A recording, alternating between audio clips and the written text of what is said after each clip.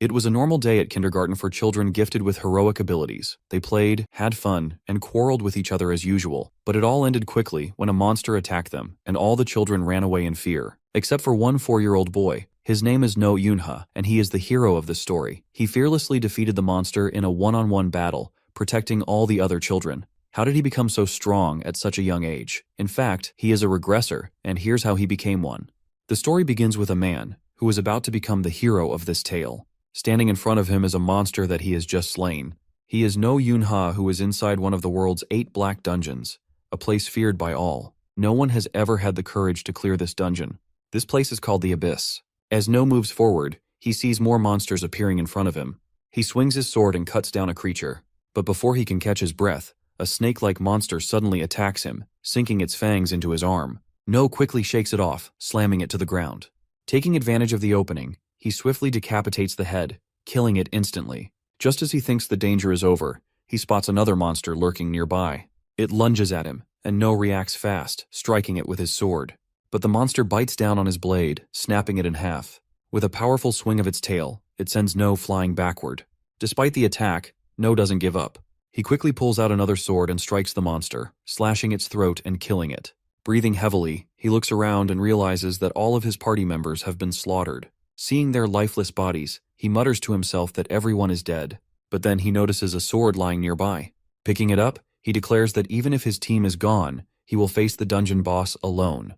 No reaches a massive door, standing at the entrance of a boss room. As he pushes it open, all he sees inside is complete darkness. He looks around, trying to make sense of the emptiness, and realizes that the Master of Darkness must be here. Just as he thinks this, the dungeon boss opens its eyes. In an instant, a hole is blown through No's stomach, and the impact throws him so far that he crashes into the farthest wall of the boss room. Despite the intense pain, No starts laughing. He realizes that this dungeon will become his grave. He mutters to himself that the boss is too powerful. For humanity, defeating the Master of Darkness is impossible. He never thought he would die in a place like this, but strangely, it doesn't feel so bad. He has made it deeper into this dungeon than anyone ever has. No one else has dared to come this far. Just then, a voice shouts his name. A girl yells at him, telling him that he cannot die here. It is Yu Zhong. She rushes to him and begins healing his wounds. No looks at her in shock and asks how she is still alive. He tells her to leave immediately before it's too late. Yu Zhong doesn't listen. Instead, she shouts at him to shut up, saying she is going to save him no matter what. As she continues healing him, she thinks to herself that it is a miracle he is still alive after taking such a serious hit. But then she says that if she can perform a miracle, she will be able to save him. No can no longer speak, but in his mind he accepts his fate. But he has no regrets. He dedicated his entire life to hunting monsters, and now this is where it all ends. He feels no sorrow for himself, but he worries about his partner. He is about to leave her alone in this dangerous world. He never had any deep attachment to anyone, but the thought of that girl, who has just stepped into adulthood, being left behind in this cruel world, fills him with concern. Yu Zhong, in tears, screams that no matter what happens, she will save him. She knows she has many limitations. She can only turn back time for a short duration, but she is willing to pay any price to make sure he survives. Yu Zhong begins to perform her miracle. A golden light fills the air, shining brightly. As soon as the miracle is complete, No opens his eyes for the first time. In front of him, he sees 2 figures. He tries to speak, but the only sounds that come out of his mouth are baby-like murmurs. Confusion fills his mind as he wonders what is happening in this place. No's father looks at him and tells him that he was the one who woke him up. But instead of looking at his father, No reaches out and grabs his mother's finger. His mother smiles and says that her child is finally holding her hand. No's father, feeling a little jealous, tells him to look at him too. But No isn't paying attention. His mind is filled with confusion. He starts thinking about what is happening and realizes the truth. He is not dead. This is not the afterlife. Somehow, he has traveled back in time to when he was just a 1-year-old baby. No struggles to believe what is happening. It should be impossible for someone to turn back time like this. Then, it all makes sense to him. Right before his death, Yu Zhong must have used her power. She created a miracle and turned back time for him.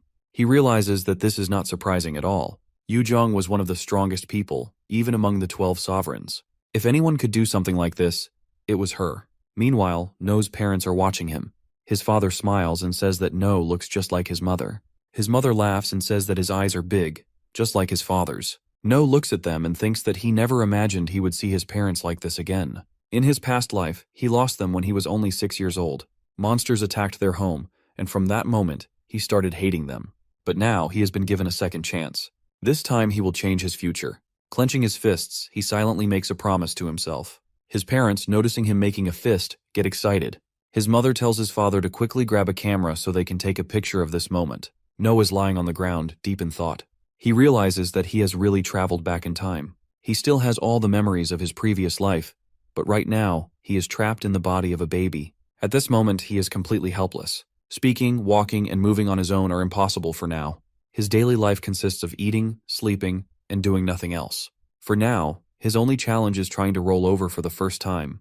Meanwhile, No's sister, Yuna, is shouting at him, telling him to try harder, to flip properly. No looks at her and begins to explain who she is. Her name is Yuna, and she is his older sister. But in his past life, his memories of Yuna are the blurriest. Compared to his parents, he barely remembers her. But there is one memory of her that is still clear in his mind. The day the monsters attacked. The day he lost his parents. That day, Yuna held him tightly and promised to protect him. He still remembers how she hugged him. How she told him she would never let anything happen to him. As he recalls this, No suddenly flips on his own, completing the move without even realizing it. Seeing this, Yuna claps excitedly, cheering for him. She calls him the best little brother ever and pulls him into a tight hug. No is now 9 months old. He has started absorbing mana into his body. He explains that mana is everything. It exists everywhere, sometimes in small amounts, sometimes in large concentrations, but it is always present. In his past life, his body did not have much mana, but this time he is determined to fill his body with it from a young age. Meanwhile, Yuna appears in front of No. No looks at her and starts thinking to himself. He observes that her body seems to hold a lot of natural energy. But this power, as strong as it is, can also be dangerous. If there is too much energy inside a person, it can lead to poisoning. No understands the danger this poses. He knows that before things get worse and more complicated, he needs to help her control this power. As Yuna tries to help him walk, he struggles, but he is determined. She says that she wants him to learn to walk properly. No is now 4 years old. He proudly says that now that he is older, he can walk and talk much better. He also mentions that the time he gets to go outside and explore has increased a lot. No spends time with his sister Yuna. They are outside with a group of children, playing together. Yuna happily greets the kids and tells them that she has brought No along with her today. No stands at the side, watching Yuna interact with everyone. He notices how popular she is among the children and even with the neighbors. Comparing himself to her, he feels like there is no competition, while he is barely noticed. A girl from the group notices No and frowns. She asks him what he is doing there, saying that no one needs him in this place. No responds casually, saying that he was dragged here against his will. He calls her Fat Minji, which makes her instantly angry. She yells at him, reminding him that she has told him many times not to call her that. Her name is Minji, and she wants to be called by her real name. No smirks and tells her that since all she does is eat, he is going to call her Fat Minji. He then tells her to calm down and be quiet. Meanwhile, the children gather and discuss what game to play. One of them excitedly suggests playing cops and robbers since they have so many people today. No looks at them and sighs, thinking about how childish they all are. He doesn't want to play silly games with a bunch of kids. After all, in his mind, he is already 32 plus 4 years old. Just as he is about to refuse, his sister Yuna turns to him with excitement. She happily tells him that this is his first time playing cops and robbers, so she will explain the rules properly. Looking at her bright smile, No thinks to himself that for her sake, he can at least do this much. Later, No and Yuna walk home together, their clothes covered in dirt from playing with the other kids. Yuna looks at their messy clothes and laughs, saying that even though they got dirty, they had a lot of fun, and that's what really matters. No agrees with her. As they continue walking, they notice a dark alley up ahead. From the shadows, a wild dog appears and starts moving toward them. Yuna quickly steps in front of No, telling him to stay behind her. She promises to protect him, but her voice trembles with fear. No sees a glimpse of something familiar. In his past life, he had a memory of Yuna holding on to him, saying the exact same words. But back then, he was helpless and unable to do anything. This time, things will be different. No steps forward, determined to protect Yuna. He refuses to be weak again. As he speaks, a powerful aura begins to rise from his body. The energy surges around him, strong and overwhelming. The wild dog, sensing the immense power, hesitates. Fear starts to creep into its eyes as it realizes that No is no ordinary boy. Meanwhile, No, now frustrated, firmly tells the dog to leave. As soon as the dog hears this, it actually runs away. After that, No finally stops releasing his terrifying mana. Yuna watches in surprise. She looks at No and starts to say something, but before she can finish, No tells her that she doesn't need to worry about him. He assures her that he is much stronger than he looks. Yuna, now excited, eagerly asks No if what he just did was a form of mana control.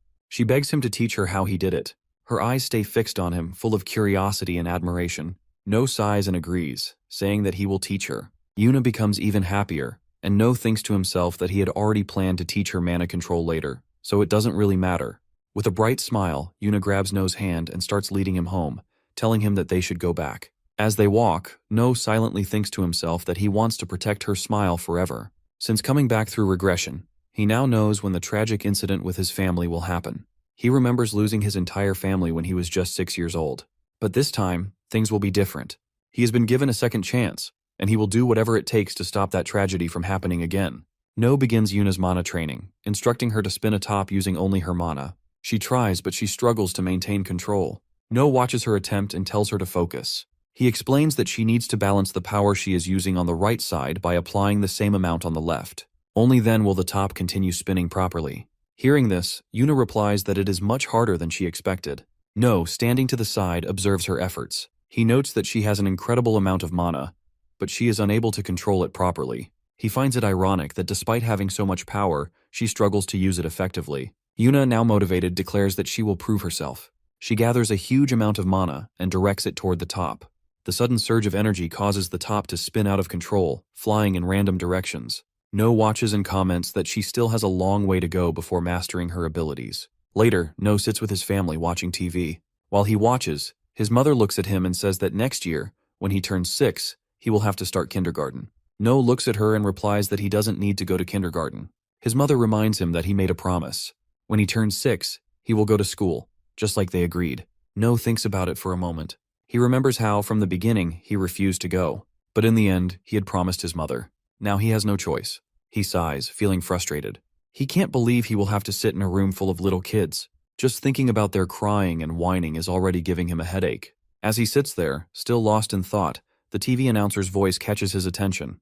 The announcer says that the new year is about to begin in 1 minute. He adds that the start of this new year is very important for all of humanity. He tells everyone to keep their eyes on the screen because something big is about to happen. Meanwhile, on the TV screen, another reporter appears. She is sitting in a helicopter and looking outside. She says that they are now above the Jongmyo Shrine, the place where the ancient king and queen were buried. She explains that this place marks the beginning of a new chapter for humanity. No listens carefully to the broadcast, thinks about how humans only recently discovered how to use mana. Once they realized its power, everyone became obsessed with using it. But what they failed to understand was that when too much mana gathers in one place, it creates monsters. This discovery led to a disaster. In the year 1999, an incident occurred that changed everything. It became known as the end of the century. During this event, countless monsters appeared and attacked humanity. In South Korea alone, 30% of the population was wiped out. Fear spread everywhere as people realized the true horror of these creatures and questioned where they had come from. The governments, laws, and entire social structure collapsed under the weight of this catastrophe. Only the hunters, those who could use mana, had the power to fight back against the monsters. Because of this, a new hierarchy was born. The wealthiest elites took complete control over society, and beneath them were the hunters, the only ones strong enough to stand against the monsters. With this new system, humanity fought back, pushing the monsters away. But the damage had already been done. There were still many areas where hunters could not reach, places completely overrun by monsters. Isolated towns and abandoned cities remained filled with creatures, and the people hiding in fear could do nothing but wait for their inevitable deaths. But in the middle of all this darkness, a small spark of hope began to shine. On TV, they show a beautiful woman walking on the shrine grounds. No explains that the girl is the celestial maiden Imga-ul. She was a former national actress, and she became the first celestial maiden to protect Korea. Before this, there were different kinds of divine beings, but Linga was the first to take on the title of a true goddess. The celestial maiden possesses a unique power. She can control mana, preventing it from gathering in one place and going out of control. This ability allows her to stabilize the flow of mana across the land. To protect her, 12 powerful individuals have been assigned as her guardians. These protectors are known as the 12 sovereigns. At this moment, the maiden appears on the live broadcast. She steps forward and prays to the heavens and the earth, asking for strength to protect her country. As she speaks, she activates her power. The energy spreads across Korea, balancing the mana and preventing it from concentrating in dangerous amounts. The reporter announces that the maiden has used her divine power. As the maiden's magic spreads throughout the land, the sky above turns a deep, glowing blue. Yuna decides that she wants to see what's happening outside with her own eyes. She steps out and the others follow her. Meanwhile, No and their parents stand together. pressing their hands together in prayer.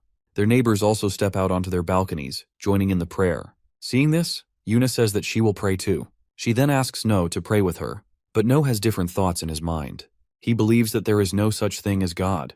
Since the time he was born, he has only seen destruction and suffering. He thinks that if a God ever existed, then even he must have died long ago. Yuna finishes her prayer and quietly wishes for her family to always live in peace. Seeing her sincerity, No smiles a little. He then joins his hands and decides to pray as well. He wishes that he can stay happy with his family this time. Time passes and No turns 6 years old. The terrible incident that took his family from him is now getting closer. No is now 6 years old and has come to attend his first class in kindergarten. His teacher, Tayo, greets him and asks him to introduce himself to the class. No stands in front of everyone and says his name. He tells them that he is 6 years old and that he is happy to meet them. Tayo looks at him and asks if that's all. He tells No that the other kids also want to be his friends, and he should say a little more. But No thinks to himself that he has no interest in becoming friends with these kids. Just then, a girl suddenly shouts at No. She looks at him and asks why he is in her class. No is surprised to see her. He hadn't expected Fat Minji to be in the same class as him. Hearing that name, Minji gets even angrier. She yells at No, reminding him that she has told him many times not to call her that. Tayo steps in and tells everyone to calm down. He says there is no need to fight. He then gives them all some free time until lunch break. Tayo tells No that he is free to do whatever he wants, and he can even try to make friends with the other kids if he wants. As soon as the teacher says this, the other children start gathering around No. One of the kids asks where he lives, while another girl asks if No wants to play house with them. Tayo watches all of this quietly and thinks to himself that he doesn't need to worry about No. It looks like everything is going just fine, and No is getting along with the other kids. But No isn't interested in playing with the other children. He manages to break free from the group and heads to the library area of the kindergarten. Once he is there, he thinks to himself that he finally escaped the kids and found some peace. No picks up a book and begins reading. As he sits there, a girl nearby notices him and watches him carefully. 3 boys enter the library area. The one in the middle is Choi, while the other 2 remain in the background. Choi looks at the girl sitting beside No and speaks to her. He asks if she is alone in this place again, and if she is reading another book. Without warning, Choi grabs the ribbon from Young's hair and holds it up. He says it looks useless. Young pleads with him to return it, but Choi starts teasing her and refuses to give it back. He begins running around, holding the ribbon high while Young starts to tear up. She begs him to return it, telling him that her father gave it to her. Choi ignores her and sticks out his tongue, enjoying her distress. But then No speaks up. He says that all of this looks extremely childish. Hearing this, Choi's expression changes. Anger fills his face and he turns to No, demanding to know what he just said. No steps forward, standing face to face with Choi. He calmly repeats that all of this is just childish. Choi, now furious, throws a punch at No, but No easily dodges it. He kicks Choi's leg, making him lose balance and fall to the ground. In the process, the ribbon slips from Choi's hand and lands in No's grasp. No then turns to the girl and hands her ribbon back to her. Choi, still on the ground, looks up at No with anger. He yells that he won't let No get away with this, but No isn't even paying attention to him. He thinks to himself that he never expected to hear such words from a 6-year-old child. He simply glares back at Choi, and in that instant, Choi freezes, and without saying anything more, he quickly turns and runs away, shouting that he will deal with No next time. Young steps closer to No. She gently grabs his sleeve and softly thanks him for returning her ribbon. No looks at her, lost in thought. He recalls Minji and Choi, both of whom had slightly above average mana levels compared to regular people. However, aside from those 2, most of the children here seem to have no special abilities at all. Curious, No decides to check Young's mana level. The moment he focuses on her, he sees something surprising. From within the girl, an overwhelming flow of mana is radiating outward. His eyes widen slightly as he realizes how much mana she possesses. Young doesn't just have a lot of mana, her mana reserve is even greater than his sister's. And not only does she have such a vast amount of energy, but she also has perfect control over it. This kind of talent is not normal. Someone this gifted is almost certainly one of the 12 sovereigns. And even if she isn't one of them yet, No is sure that she could have become a disciple of one of the 12 sovereigns. No carefully observes Young, analyzing her closely. He thinks about how, despite having regressed and knowing so much about this world, he has never once heard of a girl named Young. If she truly possesses this much potential, then in the future, she could become an incredibly famous player based on her mana level alone. No looks at Young and tells her that from now on, they should be friends. Young, a little surprised, nods and shakes his hand. No continues to think to himself that he doesn't fully understand what is going on, but one thing is clear, this girl has immense potential. And in a world like this, it is always best to stay close to people with talent. Meanwhile, At No's home, his mother stands in front of a mirror, adjusting the brooch she has pinned onto her clothes. She smiles warmly, looking at No as she tells him that the carnation he made for her is truly beautiful. No watches her, his thoughts lingering on the simple craft he made in kindergarten. He hadn't expected her to appreciate it this much, yet here she is, proudly wearing it. Just then, his mother turns to Yuna, complimenting her as well, telling her that she also did a wonderful job making her own carnation. No, observing it closely, thinks to himself that Yuna is not particularly skilled at making these things. And the next moment she hands him one as well, her expression bright with excitement. Their mother watches the exchange and then, with a playful smile, turns to No. She mentions that she had seen him make an extra carnation earlier and asks if he had made it for Yuna. No responds that it was actually meant for Grandma. As he stands there, memories from his past life begin to surface. He had lost his entire family. He had no parents, yet in school every year he was still required to make a carnation. Whenever he brought it home, his grandmother would always check, and then the flower would be placed on top of the shoe cabinet as decoration. Year after year this routine continued. But despite making one every time, he never once had the courage to give the carnation directly to his grandmother. Back then, he had always felt that if he handed it to her himself, he would somehow lose his burning desire to kill the monsters, the very creatures responsible for his family's death. He had feared that by doing so, his anger would fade away. He had held back until the day she passed away.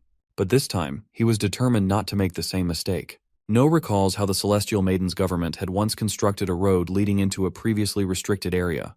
This road was meant to connect the normal world with the restricted zone, allowing ordinary citizens a chance to enter. Since it was a newly opened path, a significant number of hunters had been placed on standby to ensure security in case of any emergencies.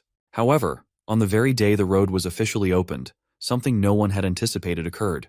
A kraken monster suddenly emerged without warning. It had appeared out of nowhere, and due to its sheer power and size, many people lost their lives in an instant.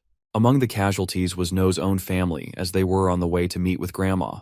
His father's voice brings him back to reality. He announces that the vacation is approaching and asks if they would like to visit their grandmother. No, after hearing his father's words, thinks to himself that the day he had been waiting for has finally arrived. No is resolute that nothing can change his decision. His family cannot go to see his grandmother. He begins explaining, sharing a deeper truth about his father's side of the family. No's grandmother is from his mother's side. His father had been an orphan, and No's maternal grandma had been the one to take care of him. No had felt lost and broken, but his grandmother had cared for him, offering him love and support until her very last breath. As No reflects on all this, his father interrupts, saying that the road leading to No's grandmother's home had been dangerous in the past, but now, a safer route has been built and is being protected. According to him, everything should be fine if they decide to go there, and no harm will come to them. No tells his parents that they cannot visit his grandmother.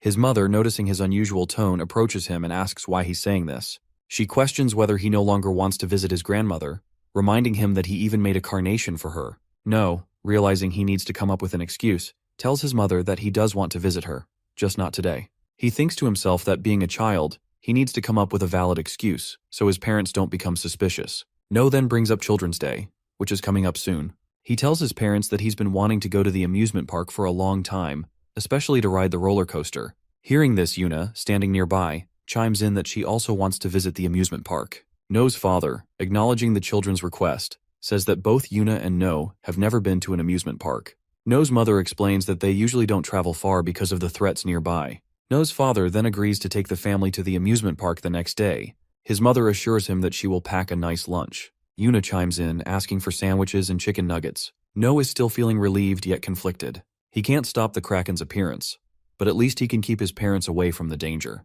If they stay away, maybe things can still be changed. Just then, No's mother receives a phone call, and upon answering, her face shows shock. She speaks hurriedly, assuring the caller that she'll take care of her mother. No's father, noticing her reaction, asks if something's wrong. She responds that her own mother has suddenly collapsed. Hearing this, No wonders how this could have happened. His grandmother had always been in good health. Everything had been fine until he left for the player academy. No's mother insists that while she doesn't believe her own mother's condition is too serious, she still feels the need to go see her. His father agrees to accompany her. He reassures her, saying he's just as worried about her mother's health and will go with her. However, No's mother is concerned about the children. No's father suggests they can't take the children to the theme park in such a situation. They'll have to head to her mother's place the next day, once the new road is open. No's mother, after a moment, approaches him directly and gently says that he must understand. His grandmother's health isn't in the best condition. She acknowledges that he has been looking forward to the amusement park, but she asks him to understand the gravity of the situation. No, lost in his thoughts, begins to reflect on the future. He wonders if his efforts to change things will lead to worse outcomes. His grandmother has already suffered because of his attempt to change the past. If he tries again to manipulate the future, it could make things even worse. He knows he can't stop the Kraken from meeting his family, and he feels helpless. In a moment of frustration, No pulls himself together.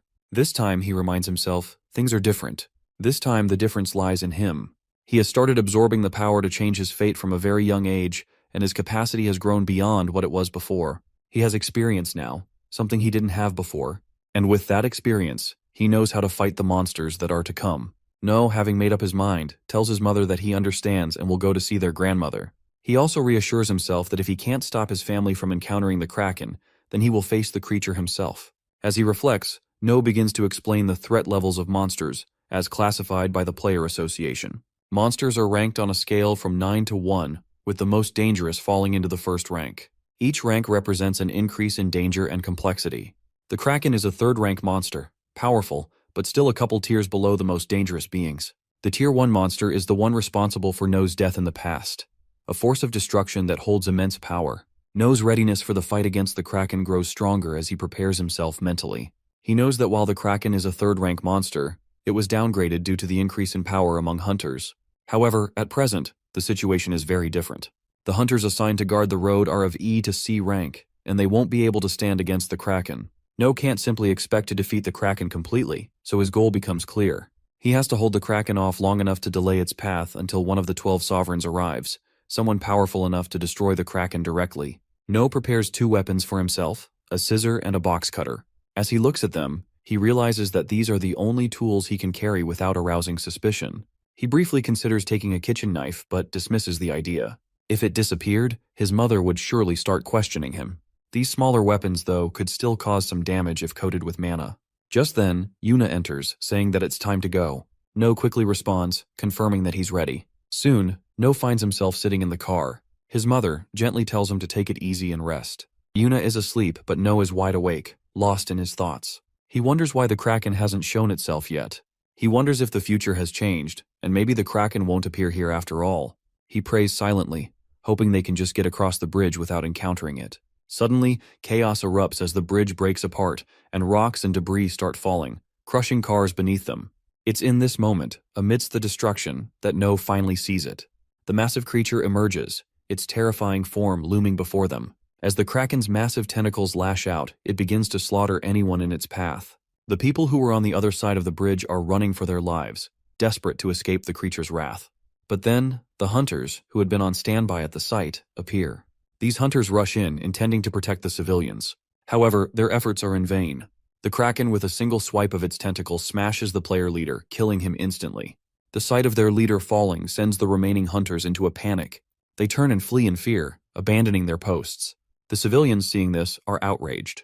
They shout at the fleeing hunters, calling them cowards for running when they were supposed to protect them. No's father looks at the devastation around them. He turns to his children, urging them to leave the area as quickly as possible. He tells them that if they remain calm and stick together, they can make it out safely. He reassures them to trust him and follow his lead.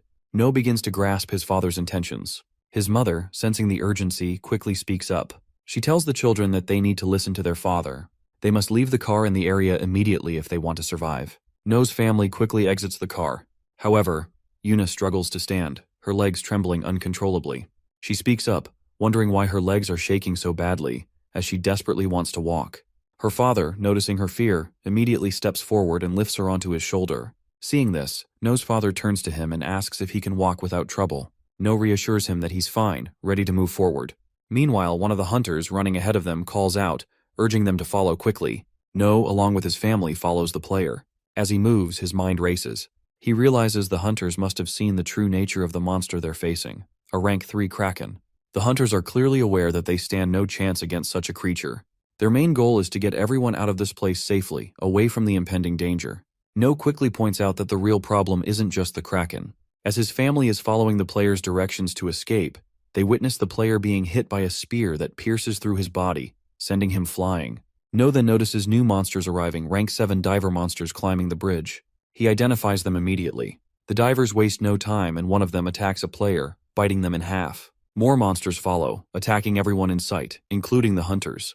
The civilians and hunters scatter in all directions, trying to survive the sudden onslaught. One player calls out for healing magic after a girl gets injured, but before anyone can act, a diver throws a spear which pierces the healer. More divers swarm the area, tearing into the hunters and civilians, leaving nothing but destruction in their wake. No's father, determined to get his family to safety, reassures his children, telling them to trust him and follow his lead. He emphasizes that they must not look back, no matter what. He picks up Yuna and with the rest of the family runs as fast as they can to the other side of the bridge.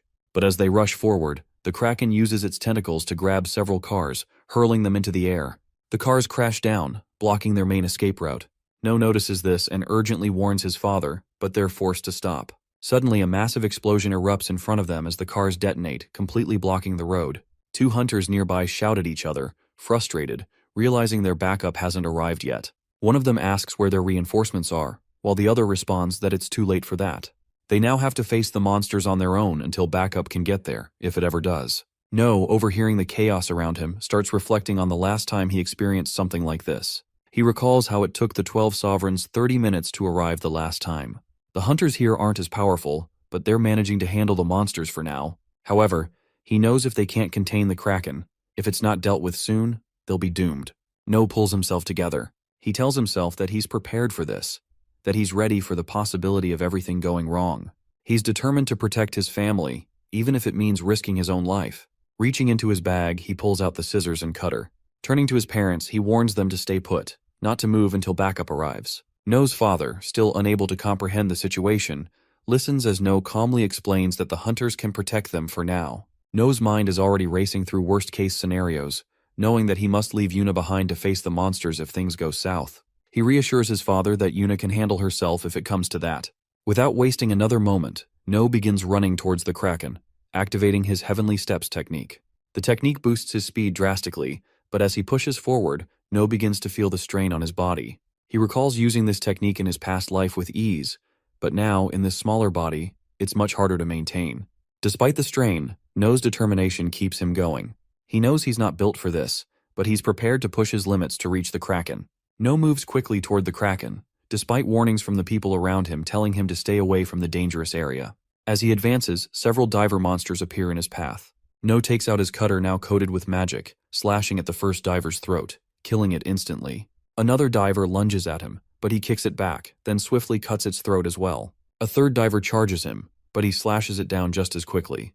However, a fourth one manages to land a kick, sending No stumbling back, though he remains determined. The divers keep coming at him, but No doesn't hesitate. He continues to slice through them one by one, cutting them down with precision. As the fight rages on, memories from his past life begin to flood his mind. He recalls his past title, one from a life long gone, one where he had been an undead warrior. With each strike, it feels as though he's becoming that being once again.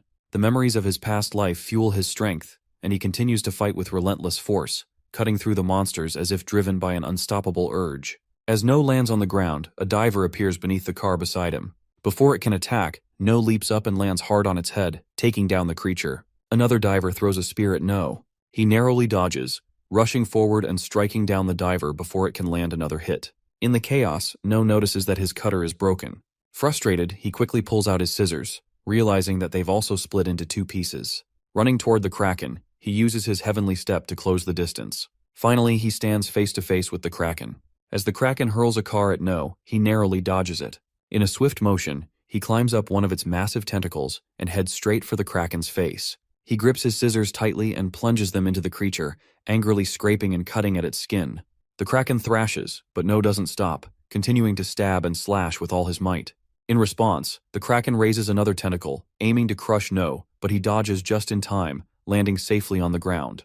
As he looks at his scissors, he notices that one of the blades is partially broken. Still, he checks the other part and mutters to himself that it will have to do for now.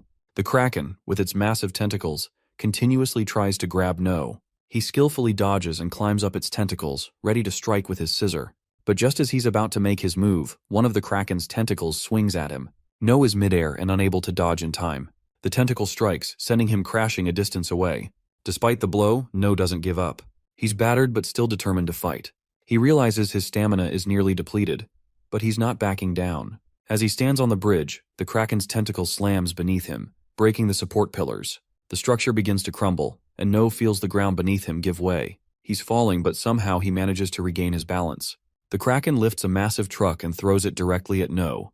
With all his strength, No swings his weapon, slicing the truck in half just before it crashes down on him. However, as the truck splits, No realizes his weapon is completely shattered. Exhausted and on the brink of collapse, No feels his body giving out. His vision begins to fade, and he knows he's about to lose consciousness. For a moment he thinks it's over. But in the haze of his fading senses, he forces himself to stay awake, knowing that if he loses control now, all his effort would be for nothing. He can't let it end like this. His eyes close, but only for a second. With a surge of willpower, he opens them again, determined to see things through. This time he vows he will do things right. He will fight, and he will make sure his family has a future they can live happily in. As the Kraken's tentacle swings toward No, he braces himself, thinking to himself that he doesn't want to die just yet. He wants to live. But then, Yuna arrives and shouts at the Kraken, telling it not to hurt her brother. In that instant, a golden light bursts from her, overwhelming the surrounding area. All the monsters near her are struck by the light, and one by one they vanish, disintegrating in midair. No watches in shock, unable to comprehend what's happening. He mutters to himself that this can't be real. It must be a miracle. This miracle is a gift, one that only some people possess. No realizes that in the world he comes from, only a very few people were capable of using such gifts. Now, seeing Yuna wielding this power, it starts to dawn on him that she might be one of the miracle users.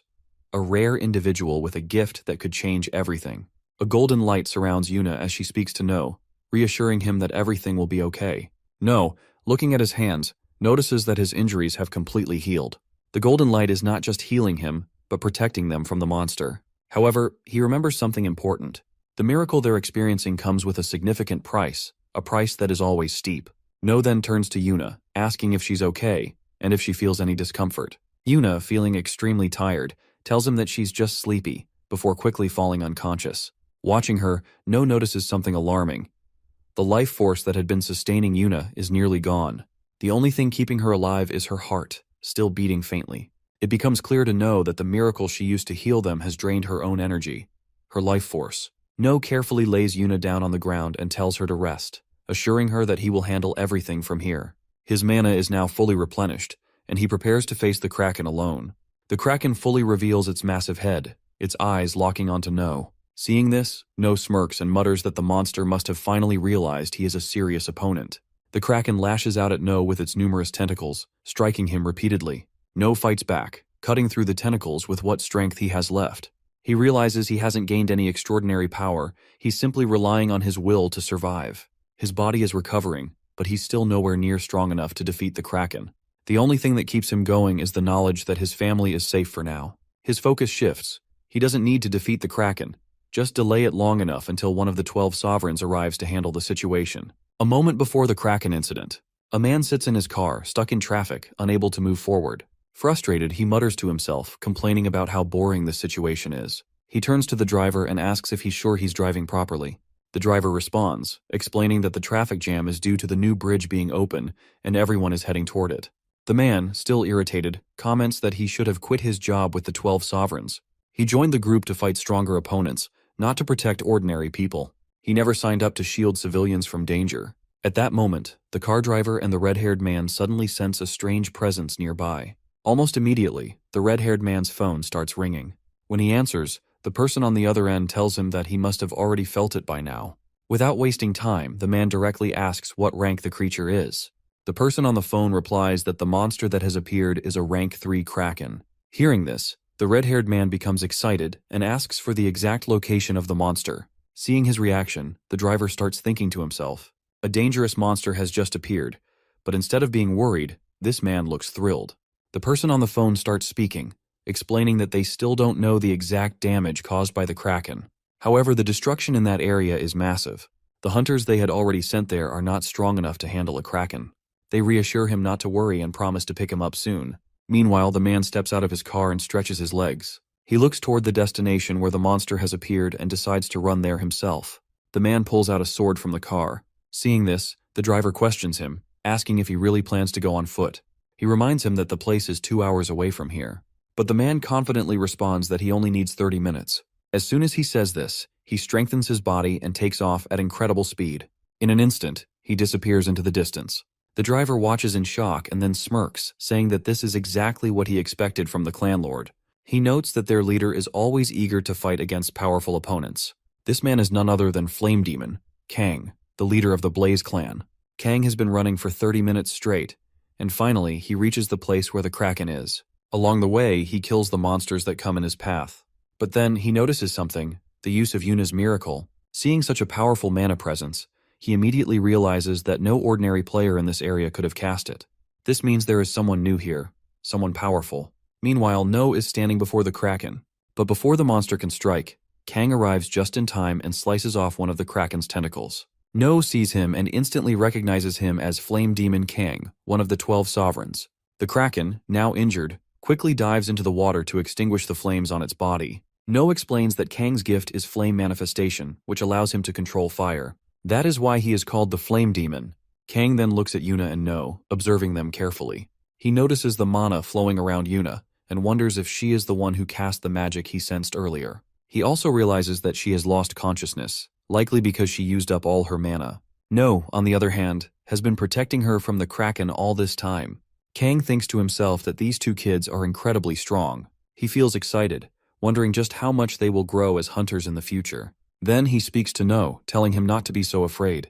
He has no intention of fighting them, at least not right now. He is here for only one reason, to kill the Kraken.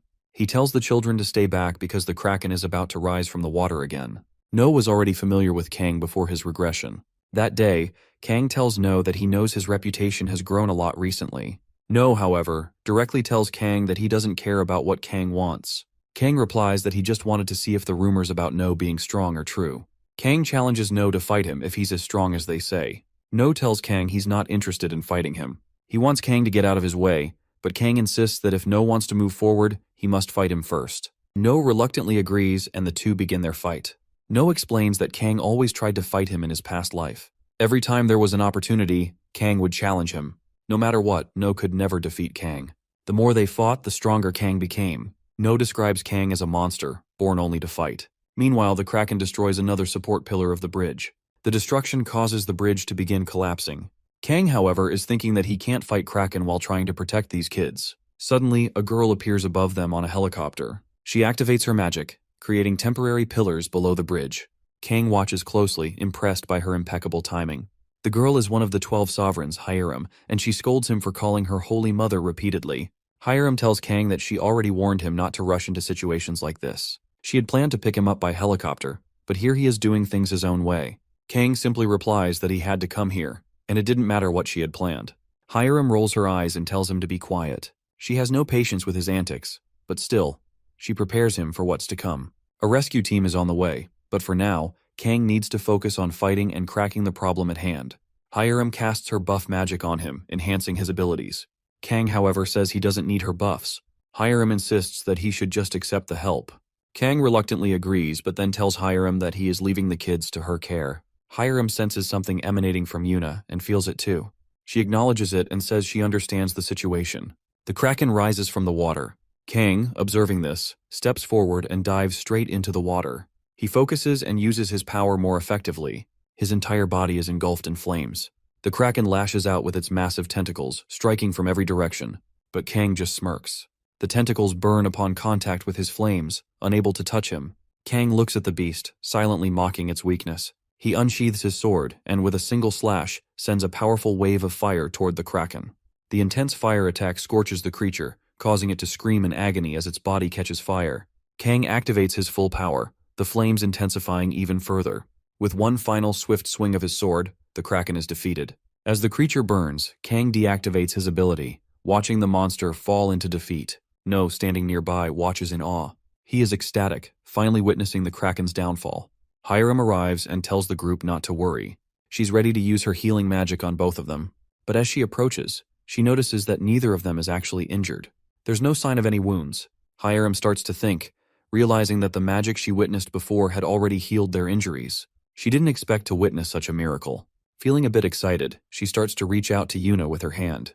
But before she can do anything, No steps in and tells her not to touch his sister. Hiram is shocked by No's response. She can sense the killing intent behind his words, and despite him being so young, the intensity of his aura catches her off guard. She wonders how such a small child can radiate such dangerous energy. Just then, rescue helicopters arrive. Hiram quickly realizes that the situation is under control now. She nods and says that since the rescue team is here, they can take them to the hospital. At the hospital, news is playing on the TV, showing updates about the recent incident. The news report announces that the Kraken has been defeated. The rescue operation is in progress, and everything seems to be under control. No is watching the news. He looks over at Yuna, who is lying in bed. He knows that the exhaustion she's feeling is because she has used up all the mana in her body. If she could get a mana potion, she would recover. But right now, it's too late for that. No feels a sense of relief, knowing that at least no one has died in the incident. He's glad that everything is over. But as he looks around, his gaze falls on his parents. They arrive at the hospital, looking extremely worried. They are staring at No, clearly distressed by the situation. No, seeing their faces, feels a sense of dread. He knows that this might be the end for him. His mother gently asks if he's hurt anywhere, but No quickly denies it. His father then asks about Yuna, and No informs them that Yuna is sleeping because of mana deficiency. No explains that the potion is helping her recover. Hearing this, his father seems a bit relieved. But then, No's father shifts his focus and asks why No ran off like that.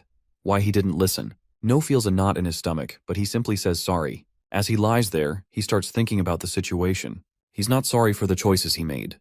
His family has survived, and that's what matters the most. No looks at his parents, who are clearly upset and angry. Seeing their worried expressions, he begins to reflect on his situation. He realizes they aren't concerned about his actions or the outcome. They're simply asking why he put himself in such danger. The thought of losing someone close to him, someone like family, fills him with dread.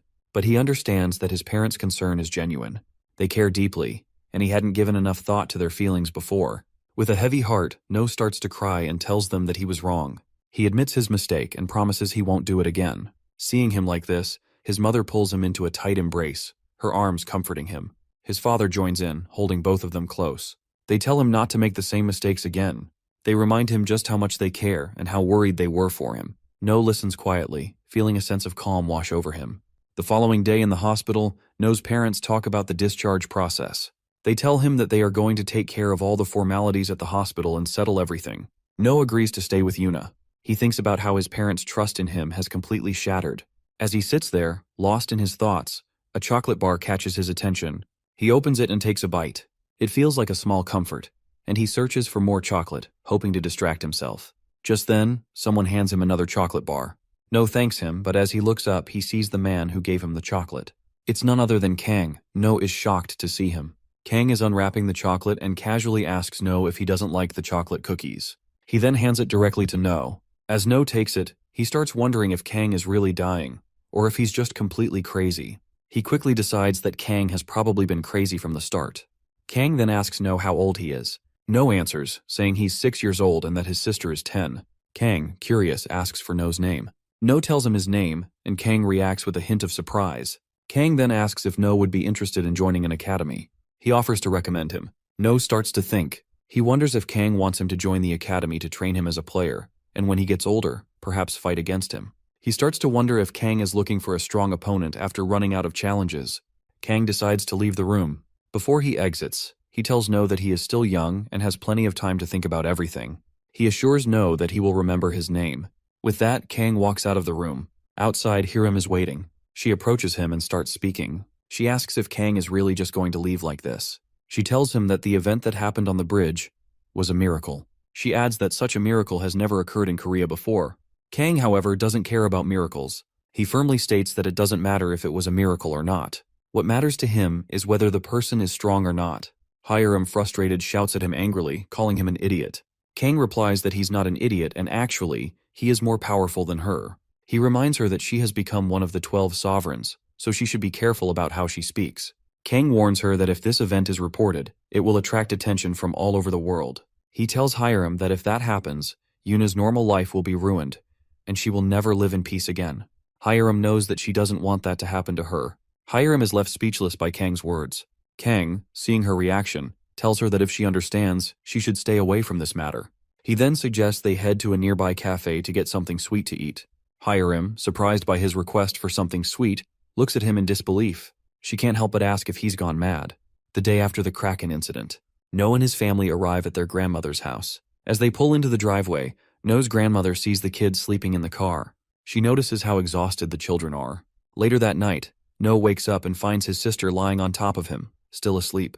He carefully moves her off and notices his mother and father in a similar position, with his mother resting on his father. Watching this, he wonders if his mother has always had this odd sleeping habit, and his sister also got it from her. After adjusting his sister, No wraps her in a blanket and quietly exits the room. He steps out and starts thinking about everything. He's sitting outside and reflects how much his mana has increased. He wonders if this strange new ability is some kind of gift he has gained.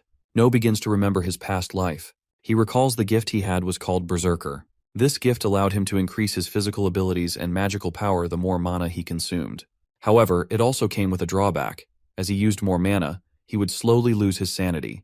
The last time No consumed all of his mana, he did not lose his sanity. He realizes that if there had been no penalty attached to the gift, it would have been a truly powerful ability. But he also understands that the true nature of his gift remains a mystery. As he reflects on this, his grandmother appears in front of him. She asks what he has been doing awake at this hour. No tells her that he slept a lot in the car earlier. His grandmother, wrapping a shawl around him, reminds him that if he wants to grow into a better adult, he needs to sleep more. No thinks to himself that his grandmother has always been there for him, guiding him through his thoughts. He then asks her why she isn't sleeping. She replies that it's because he isn't sleeping. Just then, his mother enters the room with a cup of warm milk. No starts drinking it, grateful for the care. While No drinks, his mother talks to his grandmother, telling her how surprised she was the last time she received the call. His mother then explains that she was worried, but his mother is also relieved that she is doing better now. His grandma mentions her neighbor, who is always causing drama, but still reassures her that everything will be okay. No thinks about how his grandmother slipped on the stairs, but she still says that she didn't get seriously injured. She tells him that she's a little distracted, but assures him she's fine. She begins to explain that she felt like she saw No's grandfather, who was waving his hands, trying to stop her from coming upstairs. No ponders over this strange dream his grandmother describes, wondering if it might be some kind of warning. Meanwhile, his mother continues talking to Grandma. No, still deep in thought, sips his milk quietly. After a moment, No's mother asks him what he wants to do when he grows up. As No hears his mother's question, a dark shadow seems to loom over him. His past life memories flood his mind, the countless monsters he had fought, the battles he had won. He remembers all of it vividly, but it doesn't bring him peace. Instead, it leaves him feeling confused and lost. His mother notices his distant expression and asks him what's wrong.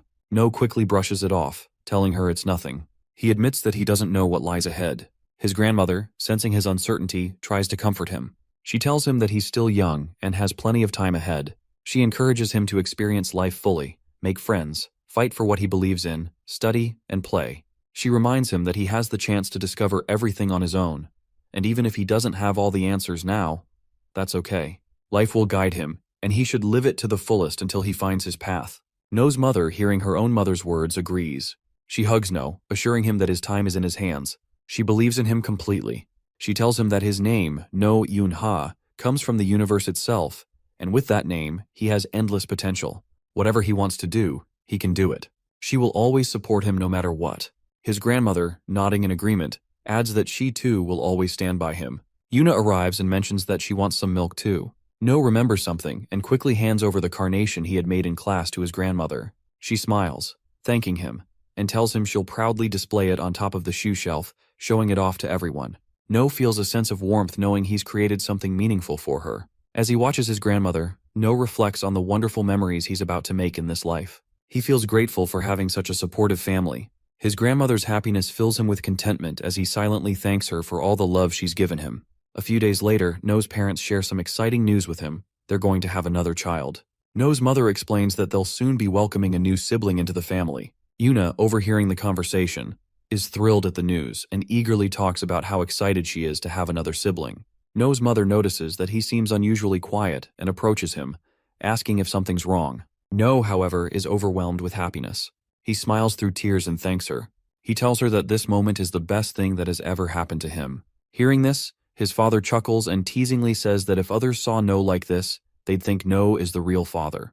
A year later, No is now 7 years old, and he is playing in kindergarten, surrounded by a few girls. Their laughter fills the air as No is stuck pretending to be a dog while the girls come and pet him. No starts to get annoyed but tries to go with it and stay calm. Among the girls, there's Minji, who stands away from others. She taunts him, asking why others are calling him cute. She even says they should get rid of it. Hearing this, No's anger starts to rise. He knows that Minji always tries to provoke him. Her attitude irritates him, and he stares at her with growing frustration. Minji, sensing his irritation, taunts him further, asking if he wants her to tell the teacher what he's been doing. No, trying to keep calm, lets out a low growl. He remembers the last time he was at kindergarten. He had gone to the corner of the room to rest, and his teacher had seen him. But instead of helping him, the teacher handed him to the girls. As the game of house continues, a girl playfully approaches them, acting as the dad back from work. As the other girls rush to her, No takes the opportunity and walks away. No steps outside and spots Young. No approaches her, curious about what she's doing. He asks her directly, and Young mentions that she's been obsessing over Sherlock Holmes for some time now. No comments that he knows what happens to Sherlock.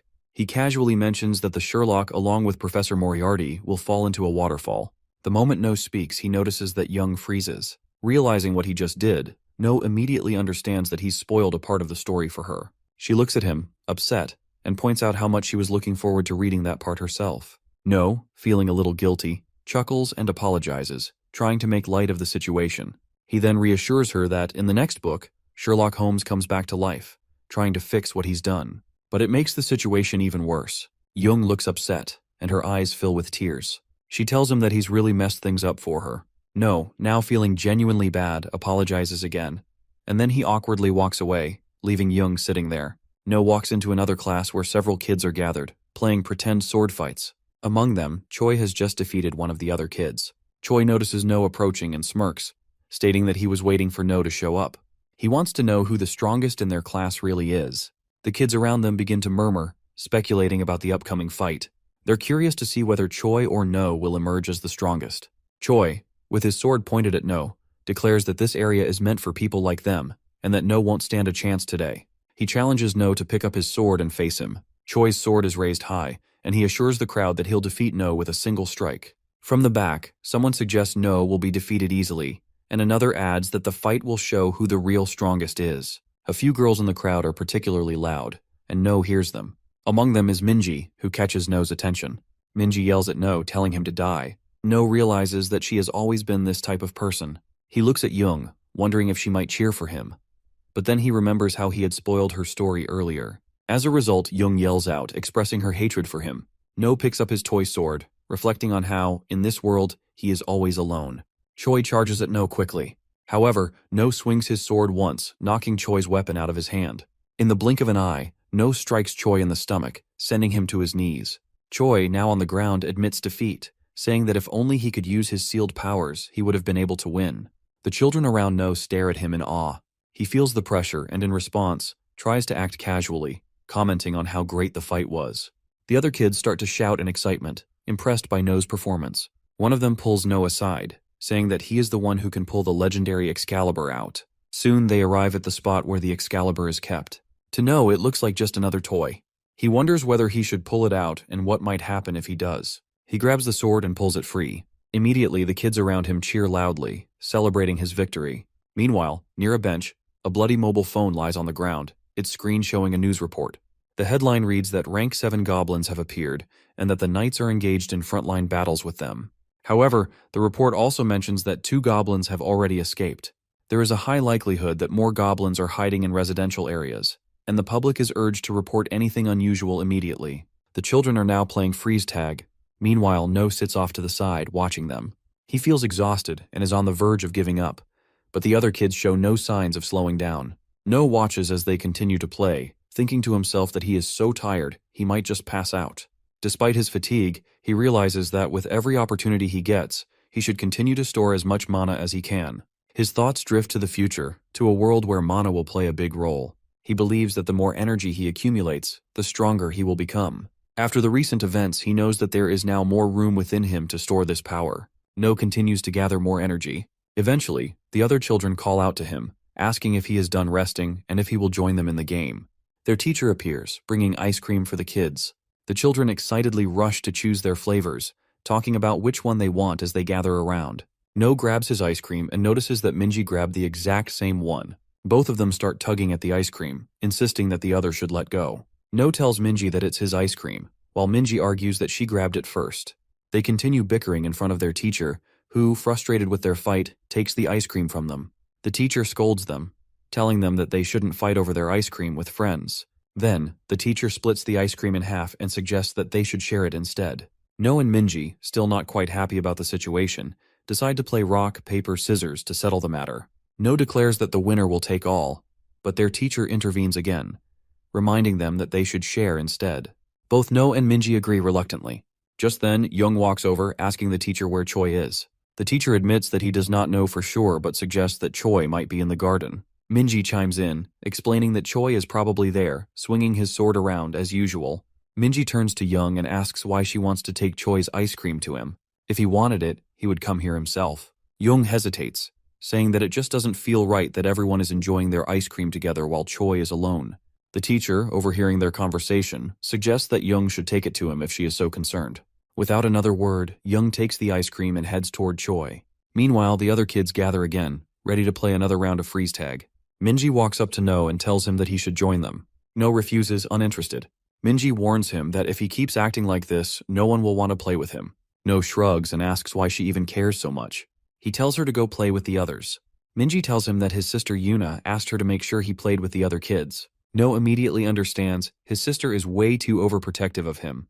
The game begins, and the kids play rock, paper, scissors to decide who will be it. No ends up being chosen as the one who has to tag the others. He immediately targets Minji first, running toward her, but Minji freezes in place before he can touch her. Not giving up, No quickly tags another kid instead. Just as Minji unfreezes, he manages to dodge her and slips past while tagging her. Minji is furious, realizing that No has outsmarted her. With anger building up, she decides to go after him first. She charges him, but just as she's about to catch him, No feels something and stops. Standing still, he seems lost in thought. Minji, confused by his sudden pause, asks him why he's standing there, but No doesn't respond. Instead, his mind is focused on the strange feeling. At that moment, the door bursts open and the rank 7 goblin monster appears in front of them. It quickly advances, attacking one of the girls. Before the goblin can strike, No acts swiftly. He uses his mana beam ability to disarm the goblin, knocking the axe out of its hand.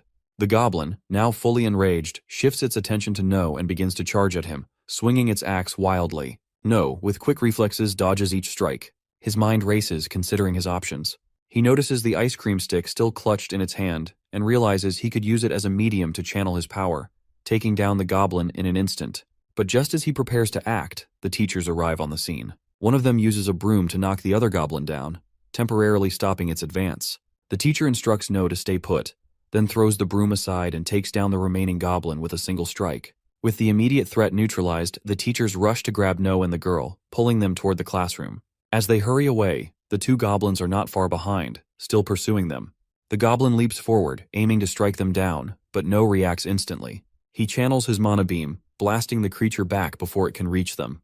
Without wasting a second, the teacher pulls No and the girl inside the classroom, slamming the door behind them. Exhausted and breathing heavily, they take a moment to recover from the chaos outside.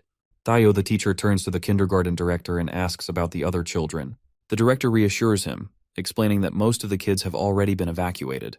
The goblins likely entered the area due to the earlier incident, drawn by the commotion. No scans the room, searching for familiar faces. The director informs them that a report has been sent, and now all they can do is wait for the hunters to arrive. Just then, Minji bursts into the room and yells out that she can't find Young or Choi anywhere. The teachers' faces turn pale, while another child nervously speaks up, saying that they last saw Young and Choi in the garden not too long ago. Tayo makes a quick decision, declaring that they will go out to search for them, but the director immediately steps in, stopping him. The situation outside is too dangerous. They can't afford to leave the rest of the children unprotected. Fear spread among the kids, their anxious whispers growing louder. Some start crying as they plead for their friends to be brought back safely. No sneaks out of the classroom, determined to find Choi and Young. Meanwhile, in the garden, a goblin approaches Choi, ready to strike. But Young, acting on instinct, uses her mana to push the goblin back, saving Choi just in time. The goblin stumbles but quickly recovers. Choi, realizing the danger, grabs Young and starts running. They move deeper into the garden, hoping to escape the creature's reach. As they reach a higher ground, Choi tells Young they need to climb and get to a safer vantage point. He helps her climb first, but as he turns around, he sees the goblin closing in on them. Young is already halfway up, urging Choi to hurry and join her, but he refuses. He knows he has to fight and protect her for a little longer. With his toy sword in hand, he prepares himself for the battle, though fear lingers in his heart. Choi remembers watching a live stream of a battle where the flame demon defeated the Kraken monster. Choi is in awe, imagining himself as a hero like the flame demon, fighting monsters and becoming someone strong. He looks at the approaching goblin, his determination growing despite the fear. He knows he can't let the creature get to Young. With a deep breath, he gets ready for the fight, gripping his sword tightly as the goblin draws closer. Choi swings his toy sword at the goblin, but it has no effect. The goblin remains unscathed and continues its attack, advancing toward Choi. Just as the goblin is about to strike, No appears from behind and grabs Choi's dropped sword. He stops the creature's attack with ease. Turning to Choi, No praises him for his bravery, calling him a real man. The goblin, now focused on No, tries to attack him, but Choi shouts a warning. No, with a swift motion, uses his sword to slice through the goblin's hand, cutting it in half. With a second strike, he destroys the goblin's core, completely obliterating the creature. No reassures Choi, telling him there's nothing to worry about now. Just then, Choi, overwhelmed with emotion, rushes to No and hugs him tightly, calling him a real hero. Young, still shaken by the encounter, climbs up to No as well. She clings to him, tearfully admitting how terrified she had been. A while ago, when the children were arguing among themselves about what would happen to Young and Choi, No took this opportunity to slip away. Using his mana detection ability, he scans the surrounding area and soon spots Young and Choi. As he moves forward, he encounters another goblin in his path. No steps forward, ready to face the threat. As the goblin charges, he dodges its strike and leaps onto a nearby wall, moving behind the creature. With swift precision, he strikes with his own cutter, slashing at the goblin. The creature attempts to retaliate, but No is quick, jumping again and delivering a decisive blow, destroying it completely. The goblin falls to the ground as No moves quickly toward Young and Choi. Both of them, terrified and shaken by the monster's attack, cling to him, tears streaming down their faces. The sight of the creature had left them paralyzed with fear. The teachers arrive shortly after, their concern clear as they check on No, asking if he is all right. No nods, confirming that everything is fine. Later in the evening, the hunters finally arrive, and one of them approaches No with a serious expression, questioning whether he truly defeated the monster. No answers, explaining that the goblin had already been injured before he fought it. He simply dealt the final blow, ensuring it was gone for good. The player, though impressed, expresses disbelief, acknowledging that the goblin was a rank 8 monster, possibly even a 7. Such monsters weren't supposed to be easily defeated, especially by a 7-year-old child. No thinks to himself that to defeat a monster like this, he needs a weapon that can destroy its core from the inside, something enhanced by mana and capable of delivering a strong physical attack. The player asks about the second goblin they encountered, wondering what happened to it. No responds, saying that the second goblin was likely already taken significant damage. He explains that the injured goblin was easy to defeat, and it didn't seem like the two goblins had a strong bond or were particularly close allies. The player remains silent for a moment, trying to process this, but finally agrees with No's reasoning. The ministers responsible for the area where the incident took place are giving a speech in front of the press. They apologize for the chaos and promise to ensure such an event will never happen again at the kindergarten. They declare No as the hero of the day, and he is awarded a certificate in recognition of his actions. His classmates cheer for him, applauding his bravery. As No stands there receiving the certificate, he can't help but think about his mother. He imagines her scolding him for causing trouble just like he did with the Kraken incident, expecting her to yell at him for getting involved in yet another dangerous situation, while No's father telling him he needs to write an apology letter first, and then they can talk. No, feeling overwhelmed, thinks to himself that he is probably going to be in trouble, but despite everything, he forces a smile as he holds the award. During their kindergarten fest, Young is on stage, performing a play about Snow White. The teachers narrate over the scene, explaining that a long time ago, there was a princess named Snow White, whose face was as pale as snow and whose beauty was unmatched. Her heart was kind, which earned her the love and affection of the 7 dwarfs living in the forest. No stands backstage, observing the crowd, with Choi by his side. Choi is calling out loudly in confusion. He doesn't remember his lines. No calmly responds, telling him that his only line is, "You shouldn't eat." Choi, still caught up in his thoughts, admits that he expects this from his captain, that he had hoped No will remember everything perfectly. No reflects on the recent goblin incident, noting how much he has changed since then. Back then, Choi called him a warrior, someone who could lead and fight.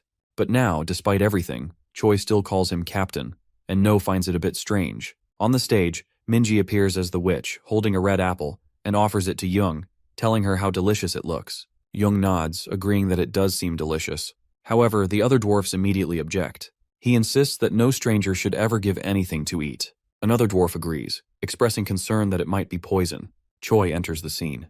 He shouts, warning the princess not to eat the apple, causing an abrupt silence across the stage. The room is now filled with laughter as Choi's dramatic warning settles over the crowd. Minji, who plays the witch, grows frustrated. She tosses the apple as she tells her to just eat it. The apple hits Choi, who is completely caught off guard. He collapses on the floor, losing consciousness. The teachers step in, quickly adjusting the script. They change the story, claiming that it was the dwarf, not the princess, who ate the poisoned apple. The queen, refusing to give up, forces the princess to eat the remaining apple. They look at Minji, signaling for her to make the change, and she complies. In a quick motion, Minji hands Young the apple, forcing it into her mouth. The scene concludes as Young falls unconscious and Minji rushes off the stage. After eating the apple, Choi is carried off the stage, and Tayo turns to No. He tells No that he is the only one he trusts now, urging him to do his best. As No steps onto the stage, the audience murmurs, commenting that he seems a little intimidating. Some of them remember that this is the same child who defeated a monster. It's hard to believe that a kid could have accomplished such a feat, especially when the award was given to him in the city hall. No's mind drifts back to his past life, where he was never looked at with kindness, always seen as a monster. He was an undead player, someone people feared. As his past trauma surfaces, his sister blocks those thoughts, stepping in and shouting that she is there for him. The sight of his family cheering for him calms him down. With his focus regained, No shifts his attention fully to the play, determined to perform his role. No stands in front of Young, gazing at her with admiration. He remarks that in this world, it's hard to believe someone so beautiful can exist. After saying this, he places a kiss on her forehead, causing Young to stir and wake up. The crowd bursts into applause as the play concludes successfully. Everyone lifts No into the air, celebrating his role in saving the play. No's parents arrive and they express their pride in him, telling him he did a great job. No, with a confident smile, responds that of course he is their child.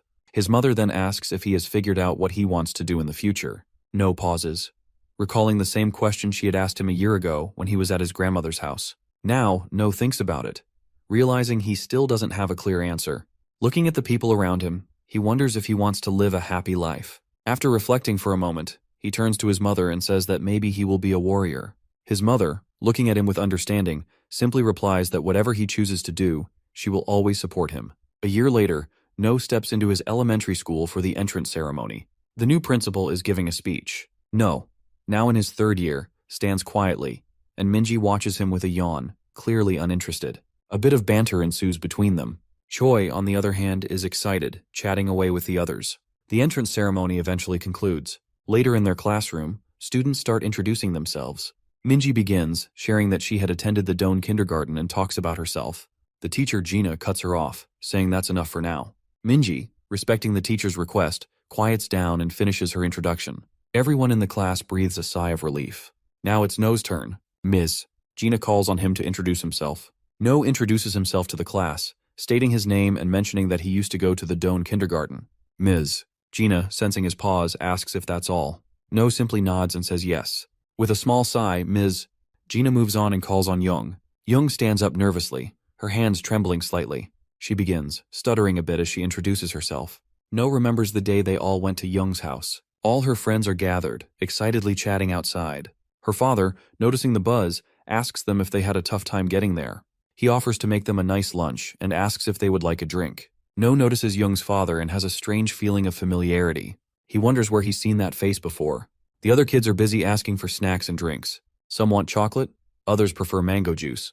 But when Young's father turns to No, he asks what he would like. No, still a bit distracted, almost about to ask for a cup of coffee.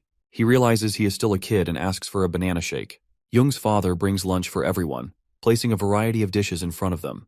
The food looks delicious, and one of them immediately starts eating, commenting on how tasty it is. The others follow suit, all praising the meal. Minji and Choi are caught up in their usual bickering, but No remains quiet, observing them. No wonders what's so special about the food that everyone is raving about. When he finally tries it, he's taken aback by the taste. As soon as the food enters his body, he feels an odd sensation. It's as if his body is being restored, as though something inside him is healing. He realizes that all this food is acting as a potion, an elixir that helps restore mana. Potions are commonly used by players who venture into battles against monsters, as it aids in replenishing their mana. No, still processing the effects of the elixir, doesn't give a strong reaction. Young notices and asks him if he doesn't like it. He quickly reassures her that it's actually very delicious, but he asks her what her father's name is. Jung tells him that her father's name is Seok-hoon. No walks up to Jung after hearing her father's name. He tells her that they should be close friends, and in that moment, he begins to recall something from his past life. Seok-hoon, he explains, is the person who revolutionized the potion market. In his past life, Seok-hoon was the person who revolutionized the potion market, using his gift of filtering to extract mana from selected materials. His efforts were so significant that, in the future, Seok-hoon's company would rise to become one of the 3 largest in Korea. However, he did not remember Seok-hoon had a daughter. He realizes that when he saved Jung from the goblin, she survived. Otherwise, in his previous life, she would have died. This thought lingers in his mind as he places a hand on her shoulder. He reassures her that if anyone bothers her at school, she should let him know. He won't let anyone get away with it. Jung nods, agreeing. In the classroom, Jung remembers the events of the past and addresses the group. She tells them that she, like No and Minji, attended the Doan kindergarten. She shares that she enjoys reading and admits feeling awkward whenever she speaks to someone for the first time. Despite this, she encourages everyone to come talk to her. After introducing herself, she takes a seat, hoping to connect with her new classmates. Gina announces that the next student is Siona. As Siona stands up, it's clear that she's different. With ears and a tail, the other students murmur among themselves, wondering if she's real or if she's a monster. No knew that demi-humans is a term used for children who have human traits mixed with those of monsters. These children have uneven distribution of mana in their bodies, and due to their genes, they often exhibit monster-like features. People who have lost family members to monsters tend to dislike demi-humans, as they remind them of the creatures that cause their pain. Siona introduces herself, saying her name and mentioning that she didn't attend kindergarten. She nervously urges everyone to get along. One of the children nearby whispers that their mother told them not to go near her. They don't understand why, but they remember the warning. Now it's Choi's turn. As soon as Gina announces Choi's name, he stands up confidently and introduces himself, stating that he loves to swing his sword and that he is learning from the boss about mana. Hearing this, a child asks what he means by boss. Choi, with a proud grin, points to No sitting nearby and explains that No is the boss of their class and the strongest among them. He adds that no one should underestimate him. Choi continues, hyping up No by chanting, "Boss is the best," while others watch in amusement. Gina, however, quickly intervenes, telling Choi to sit down and behave. She then turns to No, asking him to stay after class, as she needs to meet with his parents. No soon realizes the problem. Meanwhile, Choi continues chanting, "Boss is the best," which makes No even more irritated. He thinks to himself that starting tomorrow, he'll make sure to train Choi in a way he'll never forget. The first day of school is over and lunch has begun. No, carrying his food, walks toward his friends, lost in thought. He reflects on how the first-year mana quantity test has finally concluded. Choi and Siona's mana levels are higher than average, while Jung's mana measurement didn't register, so it was recorded as average due to what No assumes must be some error. No arrives at his friend's table and starts to settle in for lunch, feeling a sense of relief. After a while, Choi stands up, declaring he's heading out for some extra food. No shakes his head and points out that it's the 3rd time Choi has done this. If he keeps it up, the lady in charge will surely remember his face. Choi, looking confused, asks No how he knows this, and says that the lady already knows his name. Minji stands up, declaring that she too wants some more food. Choi, with a slight grin, tells her to go ahead, calling her a glutton. Minji, annoyed, retorts that she's not a glutton, and that last time she only took a little less food than usual. The two of them continue bickering, their voices rising slightly. As they argue, their attention shifts to Siona, who has just stood up with her food tray. People around her whisper, noticing the tale. They talk amongst themselves, wondering why someone like her has come to their school. Siona nervously scans the room for an empty seat. She spots one near a table with a few girls. She approaches them, politely asking if she can sit there. However, the girl at the table quickly turns her down, refusing without a second thought. Siona stands there, unsure of what to do next. Among them is a girl named Jin, who is especially vocal. She begins criticizing Siona, asking her what's wrong with her.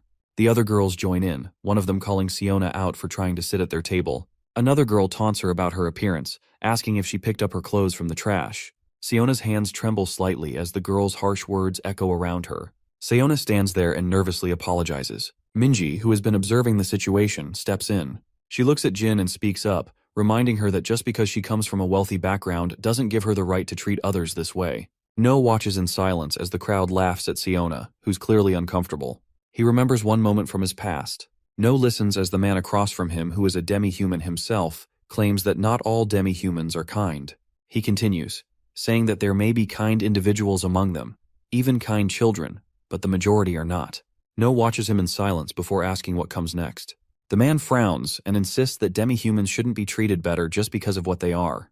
If No cares so much, he should stop now. No asks if the man thinks he is kind, but the man shakes his head, saying he misunderstood. No suddenly stands. The man flinches, startled. No draws his sword and asks if he looks weak. Panic flashes as he raises his hands defensively, quickly denying it. He stammers, asking why No is so hostile. No points at him and tells him to get out and go on patrol unless he wants to suffer the consequences. The man quickly agrees and hurries away. Deep within the abyss, someone cuts down a monster. The demi-human comments on the monster's strength, like all the others in this cursed place. Looking down, he suddenly freezes in horror as the creature counterattacks. A sharp limb slashes across his chest. The monster glares aggressively, preparing for another strike. No dashes forward, swinging his sword, slashing through the bug creature. The beast is sent flying but quickly retaliates. No dodges, gripping his sword tightly. He moves in, delivering a final, fatal blow. The demi-human, Parang, collapses as he calls out to him. No rushes to him, lifting him onto his back. Parang weakly tells him to move ahead. He has come too far, and this is no time to hesitate. A girl holding a staff runs over, but before No can ask for help, Parang interrupts. The girl bites her lips, watching in horror. Parang reminds No that he knows these wounds well. His breathing is ragged as he says that the reason they die is to keep killing more monsters. No clenches his jaw and asks for Parang's last words. He asks if No remembers what he said, that not all demi-humans are good, and he shouldn't be treated differently just because of what he is. Parang grits his teeth, saying there are more bad demi-humans in the world than No realizes. But he still should not turn them all away. Parang's voice weakens. He says that in the end, he was no different from the rest. His hand falls limp, and the last words he utters are that he is truly evil. No stares at his friend's lifeless body, his hands tightening into fists. No is still confused about why he remembered that moment from his past, but he knows what he must do now. He stands up and walks towards Siona, taking her plate from her and telling her there's an empty seat. Surprised, Siona hesitates but then quickly pulls her hand back, apologizing. No reassures her, saying it's fine, and they walk away. Siona, still uneasy, thanks him but warns that helping her might not be good for him. No dismisses her concern. Jin watches them leave and asks her which kindergarten they are from. Another girl chimes in, mentioning that it's indeed the same kindergarten, and suggests they could gather information on No and his friends if needed. Jin says she can already tell from the way No has brought Siona to his table, including her and his friend circle, that No is from a much lower status. Siona is introduced to everyone around the table, and Jung offers her a drink, welcoming her as a friend. No's group of friends seems pleased with the new addition. Siona drinks the tea Jung gave her, still slightly teary. Later, the group goes to the playground. No tells them he's going to teach them how to suppress their mana and hide their presence. Siona admits she doesn't know how to control her mana. No reassures her, saying she knows how to hide her energy. He then instructs the group to practice by hiding their presence in the open area of the playground, without using the buildings for cover. The game of hide-and-seek begins. No counts to 100 while the others hide. Once he finishes counting, he starts searching for them.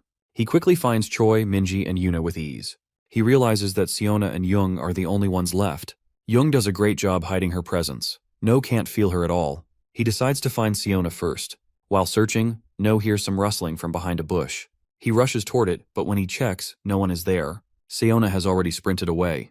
No chases after her, calling her name, but she keeps running. He tries to catch her, but Siona leaps away, telling him she won't stop until he catches her with his own hands. No sees that the three who were caught are watching him. Minji, Yuna, and Choi are ready to make their move.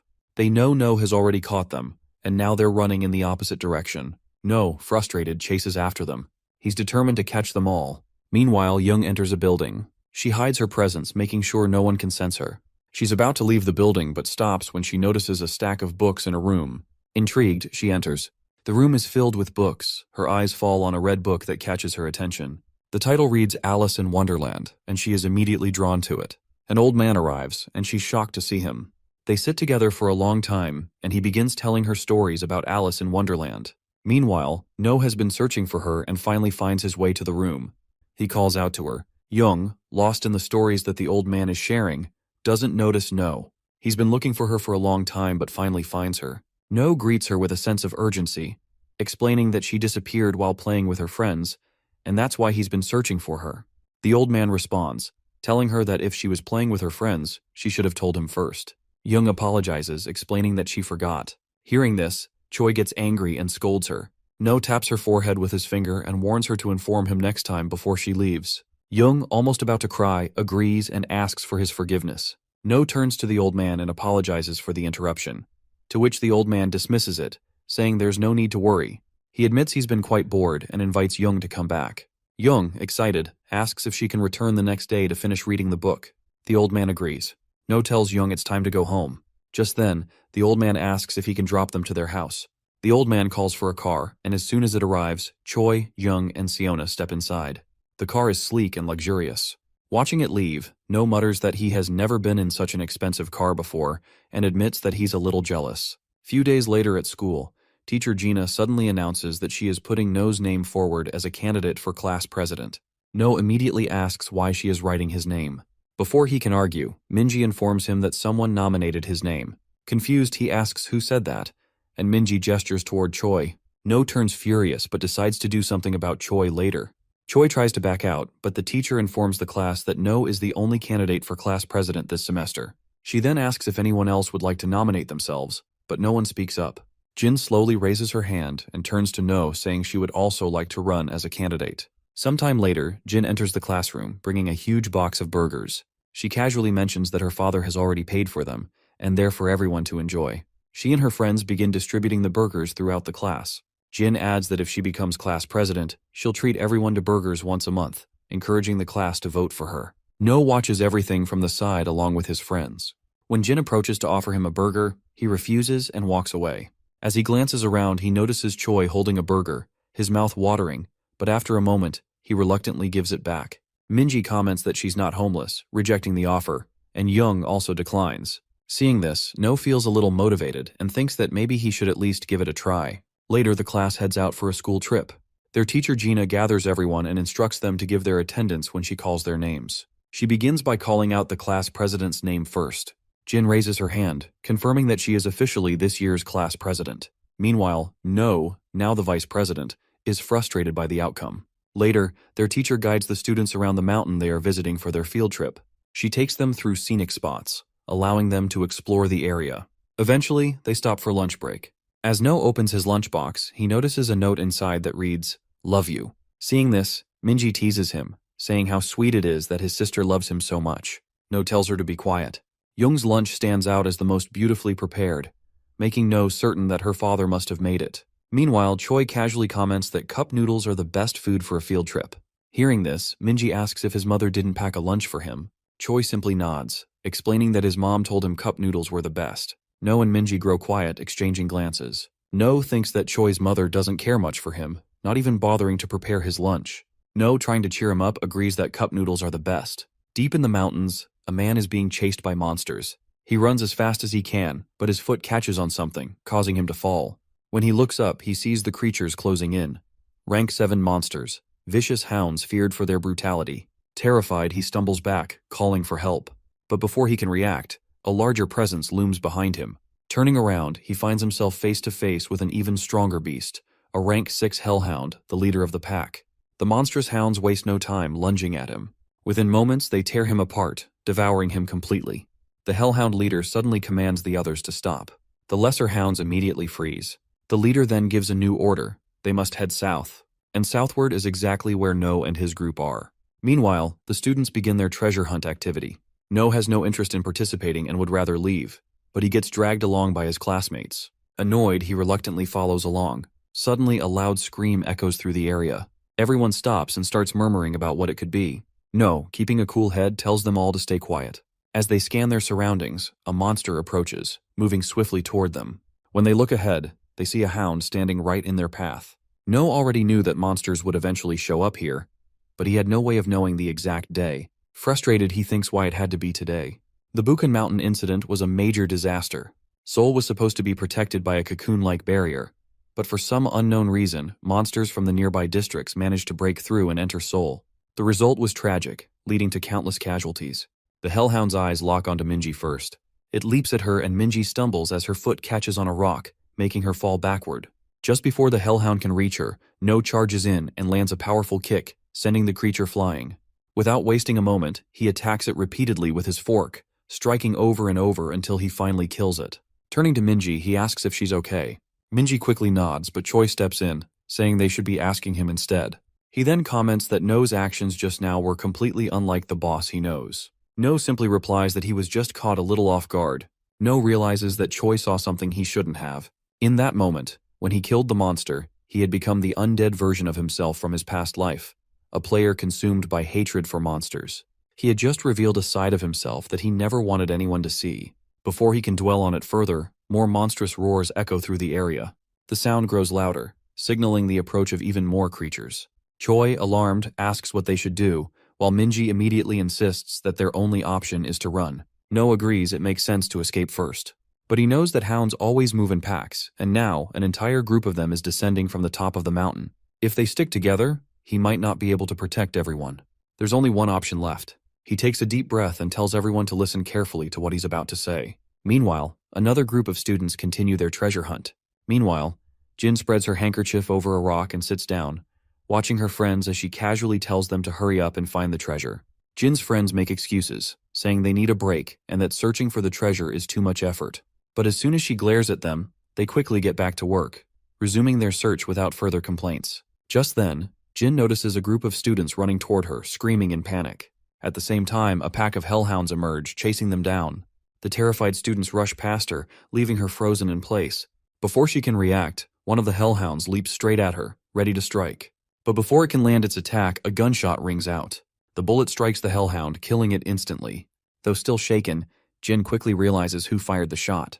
No lowers his gun and looks at her. He tells her that if she doesn't want to die, she should get down the mountain immediately. Jin trembles with fear, struggling to steady herself. No, looking at her coldly, tells her that he has already done enough. She can handle the rest on her own. Turning away, he starts to leave.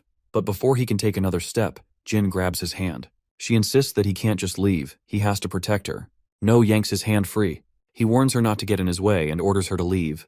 Earlier, No gathers his friends and instructs them to run as far down the mountain as possible. If they spot any other hunters, they should call for help immediately. Choi hesitates, then asks if No isn't coming with them. No shakes his head, saying he has to stay back and search for other survivors. Choi, refusing to leave him behind, declares that he'll go too. He's learned from No, and now it's his turn to help. But before he can say another word, No cuts him off. His voice turns cold as he orders Choi to stop joking around and focus on surviving. No continues instructing his friends, emphasizing that from now on, they will operate as a 4-person party. He warns them to keep one thing in mind: hounds are monsters with great sense of smell. To avoid detection, they must suppress their mana as much as possible since these creatures can easily sense it. Once they head down the mountain, No moves in the opposite direction, climbing higher. Along the way, he tosses Young's food onto the ground. Since it was prepared by her father, it contains traces of mana. This will momentarily confuse the monsters, giving him an advantage. Activating his mana detection, No thoroughly scans the area, pinpointing the exact locations of nearby monsters. Satisfied with the information, he mutters to himself that he has already bought his friends enough time to escape. He sprints toward the hellhounds. No spots the hellhound boss lurking in a particularly dark area of the mountain, its presence radiating an ominous aura. He mutters to himself, realizing this fight will be far more difficult than expected. Though he still possesses half the mana he had in his past life, it won't be enough for a prolonged battle. Fortunately, he has one of Young's drinks, a potion crafted by her father, which might prove useful. Suddenly, loud screams echo through the area. No turns to see that a group of hunters has already arrived, but they are being overwhelmed by the horde of hellhounds. One by one, they are torn apart until only a single survivor remains. Before the last player can react, a hellhound lunges at him, finishing him off. No leaps into action, jumping onto one of the hellhounds. As he lands, he quickly grabs a small sword from the fallen player's bag. Armed with this new weapon, he prepares to cut through the swarm of monsters. One hellhound immediately pounces on him, but No swiftly spots its weak point and drives his sword straight through it, killing it in an instant. As the creature's lifeless body is flung aside, another charges toward him. No moves with incredible speed, slashing through the monsters one after another without hesitation. As No finishes off one hellhound, another lunges at him from behind.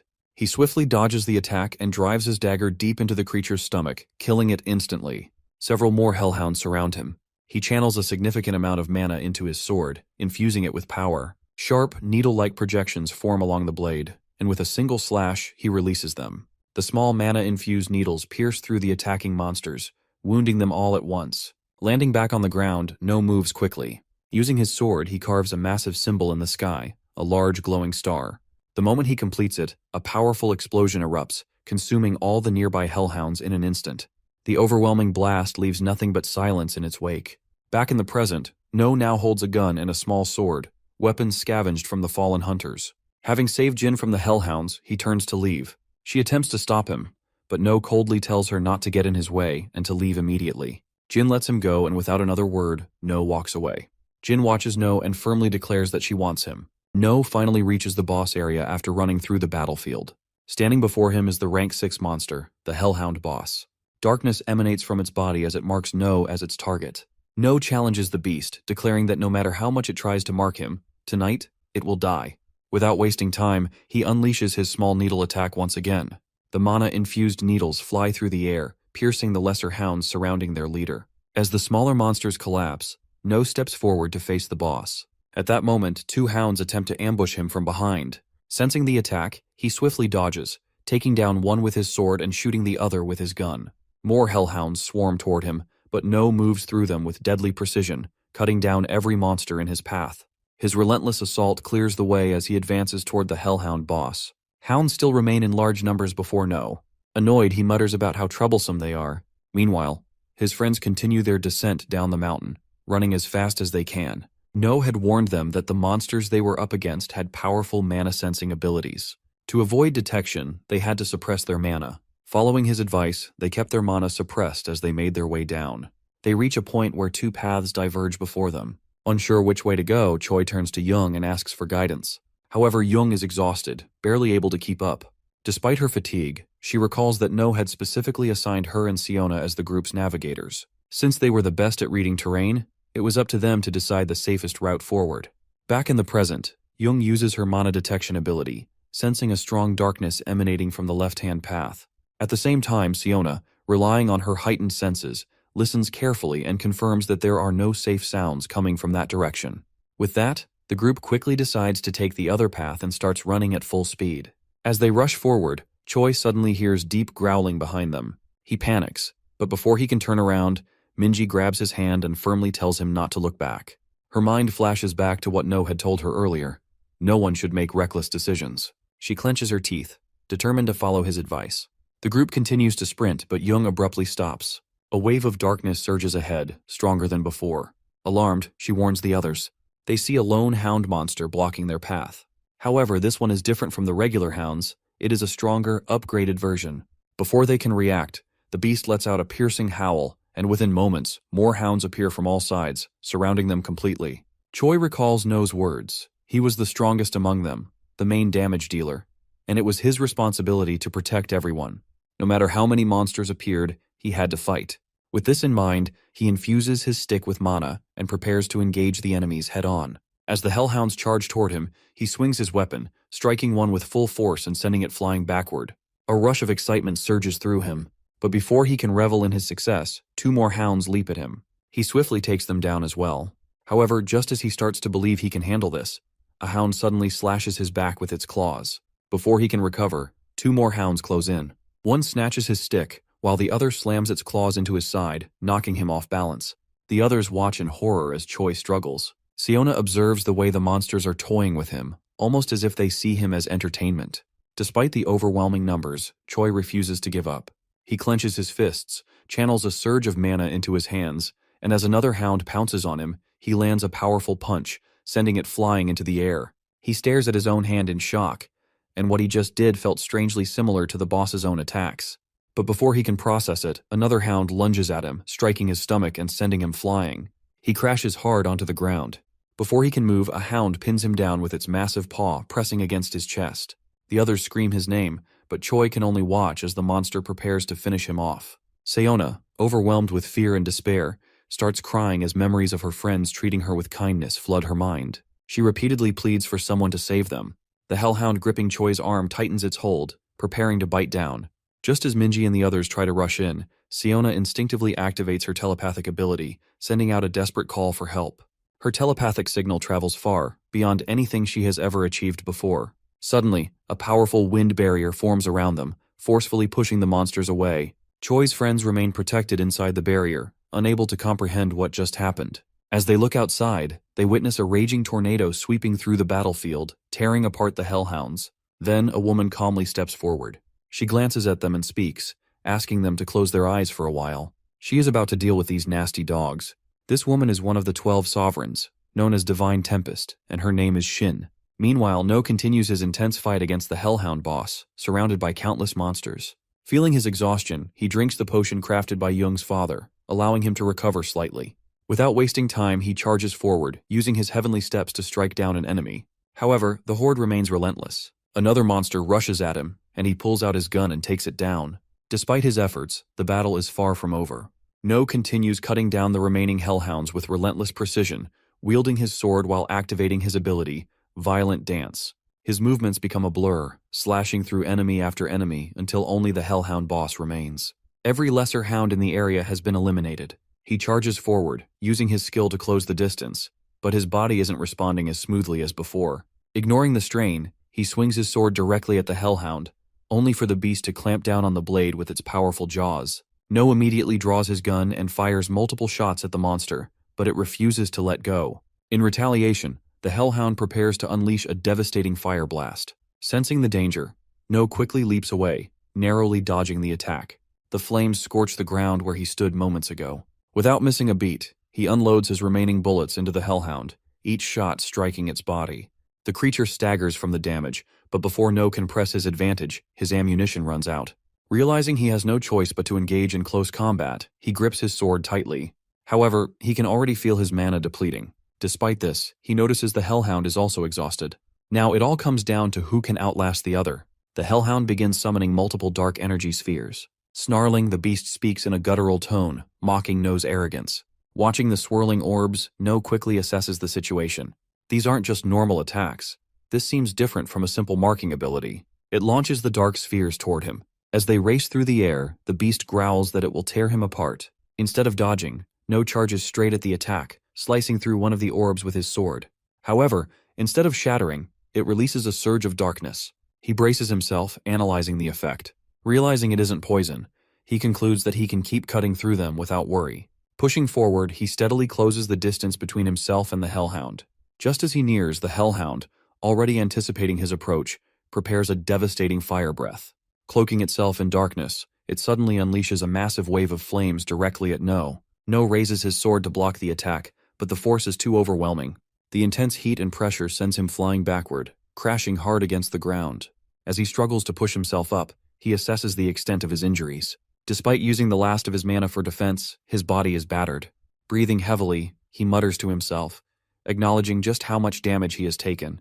At this rate, he won't last much longer. During a fight in his past, No's teammates observe his battered body with concern. One of them mutters that No looks as good as dead, but another quickly corrects him. He explains that No possesses a rare ability known as Berserker. Unlike ordinary talents, Berserker is a gift that only activates in extreme situations, pushing the user beyond their limits. Back in the present, No's mana is completely depleted, triggering his Berserker ability. Despite having no energy left, his body continues to release mana at an explosive rate. His movements become faster. With renewed strength, he charges straight toward the hellhound, closing the distance in an instant. The beast instinctively retreats, but No is already too close. His sword slashes downward, severing two of its legs in a single strike. The hellhound recoils in agony, but even in this state it refuses to fall. Summoning its remaining strength, it conjures a swirling barrier of darkness to shield itself. No steps forward and swings his sword with full force. The impact shatters the dark barrier, exposing the wounded beast. Glaring down at his opponent, No says he had already declared its death. He delivers the finishing blow, cutting down the monstrous creature. As the battle ends, he finally allows himself to collapse. Sitting down, he gazes at the sunset and falls unconscious. Meanwhile, No's friends find themselves face to face with one of the 12 sovereigns, a woman named Shin. She calmly instructs them to close their eyes, warning them that she is about to eliminate the remaining hellhounds. Her expression turns serious as she unleashes her ability, conjuring two massive tornadoes that spiral through the battlefield with devastating force. In an instant, the remaining monsters are caught in the raging winds, torn apart effortlessly. Once the battle is over, she dispels the tornadoes and releases the barrier that had been protecting the children. Turning to No's friends, she apologizes, admitting that she might have seemed frightening. She hopes they won't start crying, repeating to herself not to panic if they do. To reassure them, she gently tells them there's no need to be afraid anymore. Choi excitedly interrupts, saying it was incredibly cool. Sayona keeps thanking Shin, while Young watches in awe, comparing Shin's strength to No's. Choi, just as thrilled, exclaims that Shin is one of the 12 sovereigns. Shin, however, grows thoughtful. Despite what these children have just gone through, they seem completely fine. She wonders if they have gone mad from fear or if they are just handling everything unnaturally well. Her gaze shifts to Choi, noticing he has taken the most damage. Concerned, she checks him for internal injuries. As she examines them, she senses something unusual. Young's mana feels different, far stronger than the others. Shin rushes forward and embraces Young, asking if she wants to become a player. Before Young can respond, Choi jumps in between them, declaring that he will be the one to become a player. This reminds Shin of the powerful punch Choi had landed on the monster earlier. Smiling, she pulls him along with Minji into a hug, calling them adorable. Shin turns to Siona, acknowledging the telepathic message she had sent earlier. She praises her for doing a great job, explaining that it was only because of Siona's message that she was able to locate them. Hearing this, Siona feels relieved and proud that she was able to help, even in a small way. With the situation settling down, Shin instructs them to head down the mountain. She assures them that a rescue team will be arriving soon.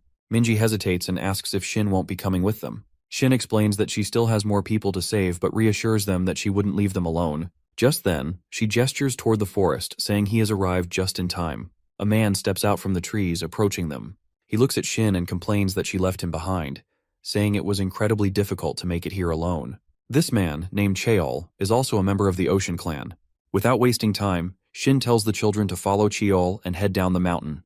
Choi suddenly speaks up, pointing out that their boss still hasn't returned. This confuses Shin and Cheol as they wonder who this boss is. Meanwhile, No remains unconscious, lost in a dream. Memories from his past life resurface. In the vision, he is severely injured, and a girl is healing him. She scolds him, telling him to take better care of himself.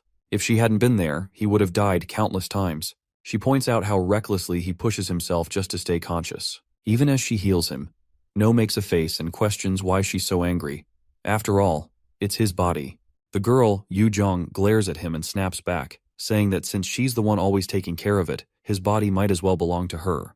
No sighs and apologizes, asking if she's happy now. But Yu Jong isn't satisfied. She smirks and tells him that if he's really sorry, he should spend time with her over the weekend. No responds asking why, but she cuts him off, telling him to just listen if he does not want to die. Back in the present, No opens his eyes and finds himself in a hospital room. He looks down at himself, realizing there are no visible injuries. As he mutters this to himself, someone outside hears him. The door opens and Shin steps inside. No immediately recognizes her. She tells him he is finally awake and asks if he feels any pain. No says he is completely fine and wonders if she was the one who saved him. Though he speaks playfully, his thoughts are elsewhere. A member of the 12 sovereigns personally checking on him means she must know something. Shin sits beside No and explains that as soon as she found him, she brought him to the hospital. She asks if his name is No, and he confirms it before asking for hers. She introduces herself as Shin and adds that he can call her Nuna, which means older sister. No grows quiet for a moment before asking how long he was unconscious and what happened to his friends. Shin informs him that 6 hours have passed and that his friends are completely safe. She also mentions that she has already contacted his family and they should be arriving soon. Hearing this, No feels relieved that his friends are safe, but his thoughts shift to his parents. He wonders what he is going to say to them. Before he can dwell on it, Shin speaks again, telling him that she has some things to investigate and needs him to answer her questions properly. She asks what he was doing at that place and who was responsible for killing all the monsters. No lets out a small laugh and tells her that he doesn't remember much. He thinks he was just running and somehow ended up in that place. He says someone must have saved him before he lost consciousness. Shin moves in closer and states that with so many monsters killed there, she has a feeling that he was the one who defeated them. She asks what he thinks about that. No immediately denies it, saying there's no way he could have killed so many monsters. But Shin doesn't back down. She reveals that she has already gathered some information on him. Last year, he received the Brave Child Award. No turns away and insists that it was just a coincidence. But Shin presses further, asking if it was also a coincidence that he defeated the Hellhounds this time. No keeps denying it, but then Shin tells him that they have already found his fingerprints on the sword. Hearing this, No falls silent. He realizes that making more excuses won't help. This woman already knows the truth. There's nothing more he can do. After thinking for a moment, No tells her that they should make a deal. Shin questions why she should agree when she has nothing to lose. She asks what she would even gain from this deal. No responds that he will give her highly important information. Hearing this, Shin asks what kind of information he is talking about. But No refuses to reveal it immediately, saying that if he tells her now, it won't be a deal anymore. This information is part of the negotiation. Shin takes a moment to think. She realizes that he has given up on denying that he was the one who killed the hellhounds. Now she is curious about what kind of information this kid can possibly offer. She asks him what exactly he wants in return for this deal. No tells her that he doesn't want anything, he just wants to live a normal life. Seated in her car, she instructs her driver to investigate the heirs of the Dangun group. No had given Shin the information, telling her that she needs to keep an eye on the female heirs of the Dangun group. More importantly, she should observe their relationship with the leader of Ocean Clan, the very guild she is affiliated with. Hearing this, Shin is surprised. No is indirectly implying that one of the female heirs of a major group is having an affair with the leader of Ocean Clan. Shin warns him not to joke about something this serious and asks if he is ready to take responsibility for what he is saying. But No confidently replies that if she finds nothing new from his information, he will join her clan. Shin scoffs, saying that their guild isn't some random organization anyone can just join.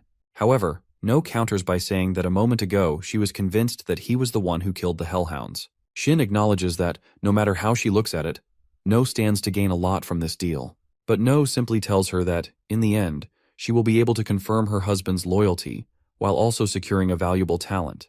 Back in the present, Shin asks the driver to investigate the female heirs of the Dangun group in detail, with a particular focus on any possible connections between them and her husband. Additionally, she orders him to recheck the ranking reports of the monsters that recently appeared in Gangnam District. In the past, No and Shin had already finalized their deal. No provided her with valuable information about her husband, and before she left, he gave her a final warning. He told her not to underestimate the monsters appearing in Gangnam District just because of their ranking. Ignoring them could lead to serious consequences.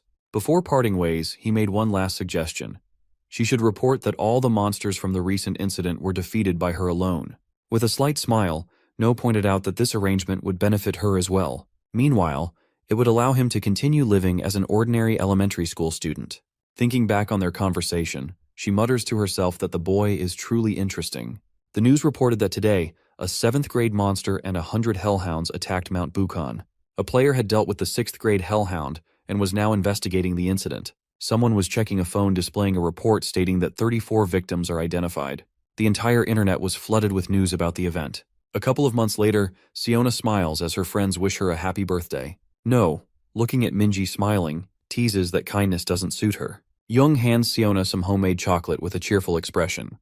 Choi quickly walks away, grinning and whispering to others that the party will be amazing. No asks if Young's dad has allowed them to do this, while Siona questions what they are whispering about. Choi runs off, insisting she doesn't need to know. Minji, glancing up, mentions that the morning assembly is starting.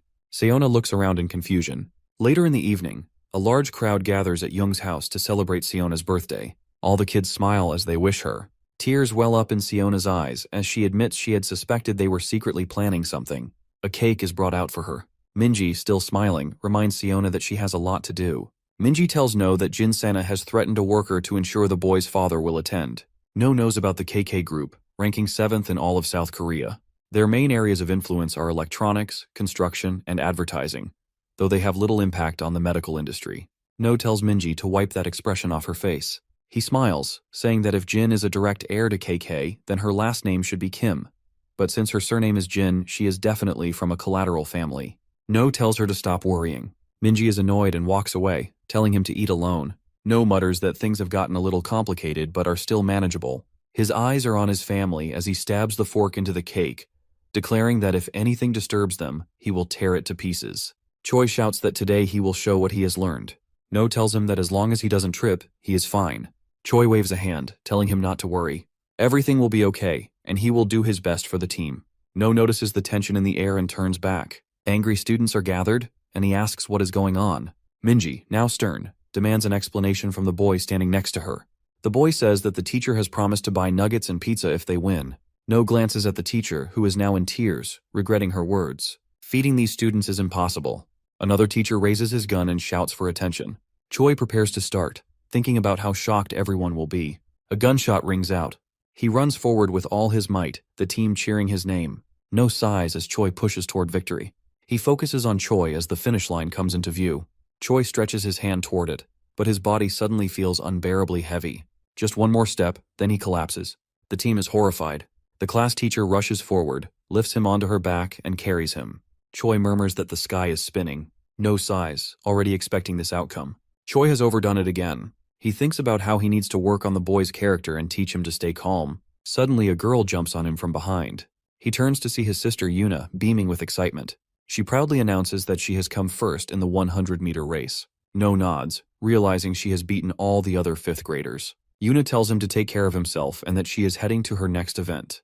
They will see each other again soon. No waves her off, reminding her not to push herself too hard. Minji, watching the exchange, thinks to herself that he isn't a mama's boy, he is Nuna's boy. Sayona approaches the group with her head down, frustrated. Yuna has been too fast. No, filled with pride, declares that she is his sister. Sayona, frowning, asks if he has been rooting for his sister instead of their team. No quickly objects, insisting that he has been thinking about lunch the entire time. Minji doesn't buy it, saying that he has been watching Yuna the whole time. Turning away, No looks embarrassed before quickly changing the subject and asking about Young. Sayona points to the side. Young is running up to the group with excitement. She finds them sitting on a blanket, enjoying a picnic. They are No's neighbors, a couple named Julie and Bruno. Young asks for their help, grabs the girl's hand, and urges her to run faster. They reach the judge of the competition and start talking quickly. The girls slap their palms together. Young drops down next to No, letting out a breath as she finally gets to rest. No hands her a bottle of water and asks how she got Julie to come. She twists open the bottle and responds saying she is an American. He pauses, surprised as he thought she is Italian. Julie had already told No's mother she could speak English. He wonders if Julie had tricked them. He looks at her surprised. At their first meeting, she had been just a crybaby. Now she seems different, more cunning, more mature. Young watches No closely as he thinks. He leans to the side, glancing at Choi, who is finally starting to come to his senses after the potion. The loudspeakers on the poles call everyone to gather after lunch. No wants Choi to at least be half of what Young has become. No walks over to Young and Siona, joining a group of unfamiliar women. He greets them, handing fruit and snacks from his mother. Lowering his voice, he quietly asks Young who they are. The women laugh. Young explains that her aunt has recently become their regular customer. No walks past a tent with an English flag, feeling like he has seen her before, but not remembering where. At a nearby table, Jin sits with guards. She asks if he is hungry and offers tea. He ignores her and keeps walking, more focused on recalling what was for lunch. Jin rushes after him, pointing as she tells her father she recently mentioned No. The man's expression hardens. He asks if No is the one who bullied his daughter. He introduces himself as the president of KK Pharmaceuticals. No dismisses his company as pathetic. The insult lands hard. Young's face darkens as he raises a hand to strike, but it stops short. No pushes it aside with a single finger, his stance unshaken. Young hesitates, then clenches his fist and swings. Before it lands, a sudden movement cuts in. No's eyes widen as Young recoils, blood trickling from his nose. No's father stands there, shaking out his fists. He demands to know how Young dares to lay a hand on his son. He grips No's shoulders, checking if he is hurt. No brushes it off, saying he is fine but doesn't appreciate the interference. Young is furious that someone like him dared to strike him. Guards rush forward as the director orders them to take No's father. No clenches his teeth, ready to handle this himself. But his father moves first, stepping in front of him saying everything is under control. No stands behind his father. He trusts him to handle it. A crowd gathers around the scene. Young now understands exactly who he is dealing with. No's father adjusts his glasses, fixes his hair. He asks if Young remembers him now. Young shudders, his mouth opening in shock. No's father slides his hands into his pockets. The director shouts, recognizing him as the head of the department at Sirius. Young clenches his teeth, struggling to process why someone like Sirius is here. No is equally shocked. He cannot believe his father holds a high position at Sirius. Sirius is South Korea's second largest company, known for supplying cars and devices for hunters. Young, still shaken, points at Sirius and demands to know what he is doing here. Sirius frowns and Young quickly apologizes, admitting he was just curious about why the head of the strategic department was here. No realizes his father is not just an important figure. He oversees the production of devices for the company. Sirius pats his son's head, explaining he only came to watch his children perform, though Young seems to have a problem with his son. The director's face twists in anger, but there is nothing he can do. Companies like KK are nowhere near the level of Sirius. Sirius is not just a high-ranking official, he is one of the key developers in the field. The director bows, hastily offering sincere apologies, realizing he made a grave mistake by provoking someone of Sirius's status. Young orders his daughter to apologize. Jin, frozen in place, hesitates. Her eyes dart around in confusion, struggling to react. Two boys whisper, wondering what kind of argument this is. It looks like Jin and No were arguing, but in the end, she lost.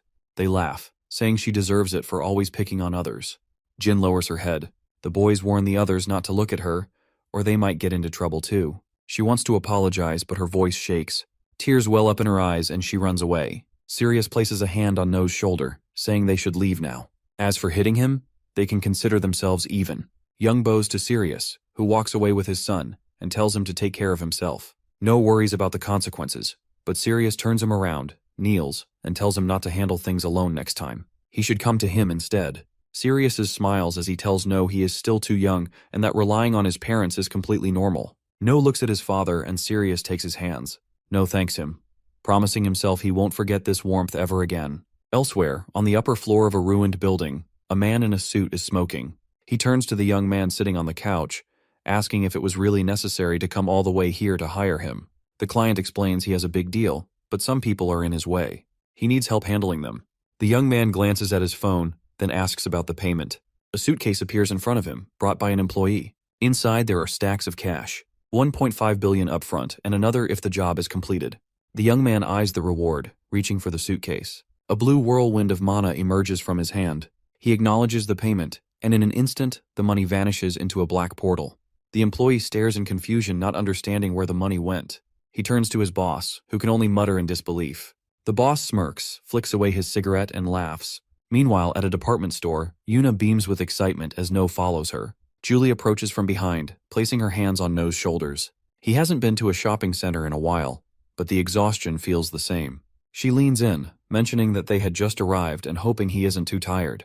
Bruno apologizes to No, who just asked for something tasty. His gaze shifts to Bruno. Something feels off. This man has no visible mana, and No wonders how an ordinary office worker is able to hide it so perfectly. Blue light flickers in No's eyes as he focuses. Bruno notices the stare and asks what's wrong. No quickly pretends to be looking for his sister and Julie. The mall is crowded.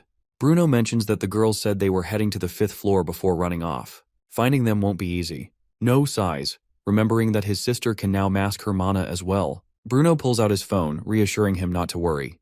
They have a way to track them. No's eyes widen in shock. On the screen, their location is being monitored in real time. Bruno casually tucks the phone into his coat pocket. When No asks if Julie knows, Bruno replies that it's a secret. Bruno clears his throat and suggests they get moving. As they stand, a hooded figure approaches from the opposite direction. Passing by, the stranger grins and mutters, "Let it begin." They walk in different directions, but No glances back. Blue flames flicker around the hooded figure. A tattoo on his arm stands out. He recognizes this man from his past life. No clenches his fists. He remembers that grin.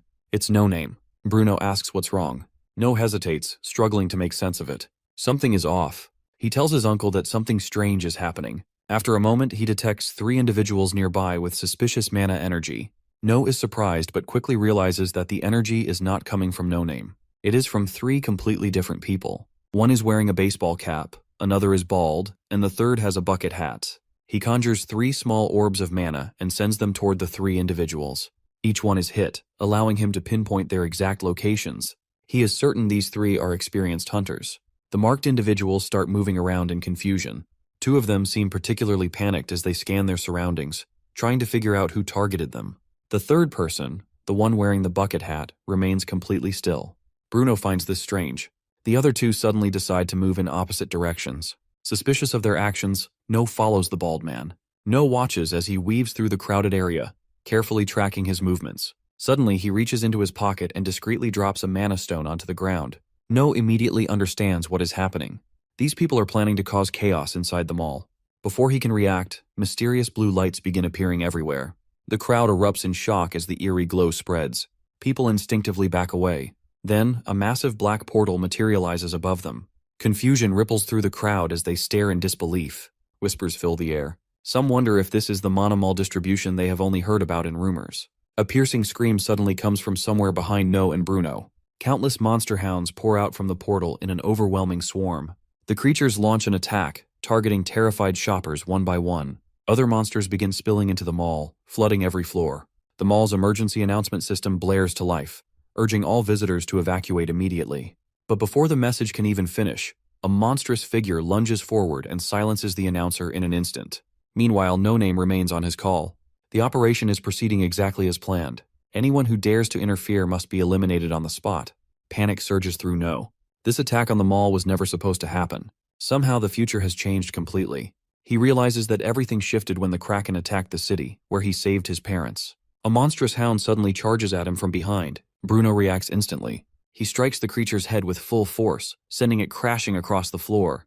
Without wasting a second, he grabs No by the shoulders and forces him to focus. They need to reach Julie and Yuna before it is too late. No regains his composure. Their mission is clear. They must get to Julie and Yuna no matter what. No and Bruno sprint toward the escalator, pushing past the panicked crowd as they fight their way forward. Bruno checks his tracking device. Julie and Yuna are still on the 5th floor. His anxiety grows with every passing second. As they near the top of the escalator, a figure suddenly steps in front of them, blocking their path. The man slowly lifts his head, his gaze locking onto No and Bruno. The man smirks under his bucket hat and casually asks where they are headed. No observes his stance, analyzing his presence. This man is at least rank C or higher. Being stopped now, at such a crucial moment, is the last thing he needs. He wastes no time. Summoning his mana, he forms an energy sphere. But before he can make a move, Bruno acts first. In an instant, his fist crashes into the man's cheek. The impact sends the man sprawling onto the floor. Blood trickles from his face as his hat falls off. No freezes. He never expected Bruno to be this strong. Without any combat gear or enhancement devices, he took the man down in a single blow. His earlier suspicions were right. Bruno is far from ordinary. Bruno steps forward and grabs the man's head. Mana surges through his hand as he prepares to strike again. Before he can land the hit, No swiftly intervenes. No steps up and delivers a brutal kick, right between the legs. The man groans, his body curling in agony. Bruno glares at him, but he brushes it off. Killing him would only complicate things. He knows this from experience. The last time he eliminated No Name without extracting information, the consequences were severe. He will not make that mistake again. No tells Bruno they need to move to the 5th floor immediately. He complies, muttering about how terrifying kids these days are. He never planned to kill the guy, just knock him out. Meanwhile, on the 5th floor, just moments earlier, as the mall's emergency announcement blares, Yuna, who was browsing through clothes, accidentally drops the clothes she was holding. Julie looks around, trying to make sense of the situation, while Yuna, still piecing things together, wonders if there was an unequal distribution of mana. Wanting to confirm her suspicions, Yuna activates her detection skill. She closes her eyes and focuses as her mana field expands, scanning the area. Yuna quickly counts 6 monster hounds on the 5th floor. If they are not careful, they could be cornered. She opens her eyes, ready to reassure Julie that she will protect her. Before she can finish, Julie suddenly screams. Yuna snaps her head around. A hound monster leaps at her, ready to strike. Before Yuna can react, Julie grabs her hand and yanks her to the side. She snatches a clothing hanger from a nearby rack and channels mana into it. Julie tightens her grip, reinforcing the hanger with even more mana. In a swift motion, she swings, striking the hound and sending it flying. Yuna stands frozen. She had always assumed Julie was just an ordinary human, but seeing her wield mana so effortlessly changes everything. Julie is a player. Glancing at the now damaged hanger, Julie sighs. She will need to replace it later. For now, she turns to Yuna and urges her to head straight for the evacuation point. Bruno and No are likely already waiting. As they move forward, more hound monsters begin emerging from behind them. Their numbers are growing. Julie holds Yuna close, moving carefully to avoid detection, but the hound's sharp sense of smell makes escape impossible. Within seconds, the monsters lock onto their presence. As they sprint through the mall, Julie hurls orbs of mana at the pursuing hounds. Each strike slows them down, but deep inside, she knows the truth. These monsters are faster than she expected. If this keeps up, her mana will run out. She needs a weapon, something that won't drain her energy. Up ahead, Yuna spots an escalator. Julie calls out, warning her to stop. But Yuna keeps running. Then she looks up and sees a hound monster is already midair, leaping straight toward her. She freezes. Its glowing eyes lock onto hers, but instead of fear, a strange calm washes over her. The fear Yuna once felt when facing the Kraken is gone. Mana energy surges through her body, flowing naturally. As the attack comes her way, she leaps left, narrowly dodging the strike, then twists midair. With perfect control, she lifts her right leg and kicks. The impact is crushing. The hound monster hurtles off the edge of the 5th floor, vanishing into the depths below. But as Yuna exhales, ready to land, her foot slips. Julie appears, catching her just in time. Julie grips Yuna tightly, her heart racing.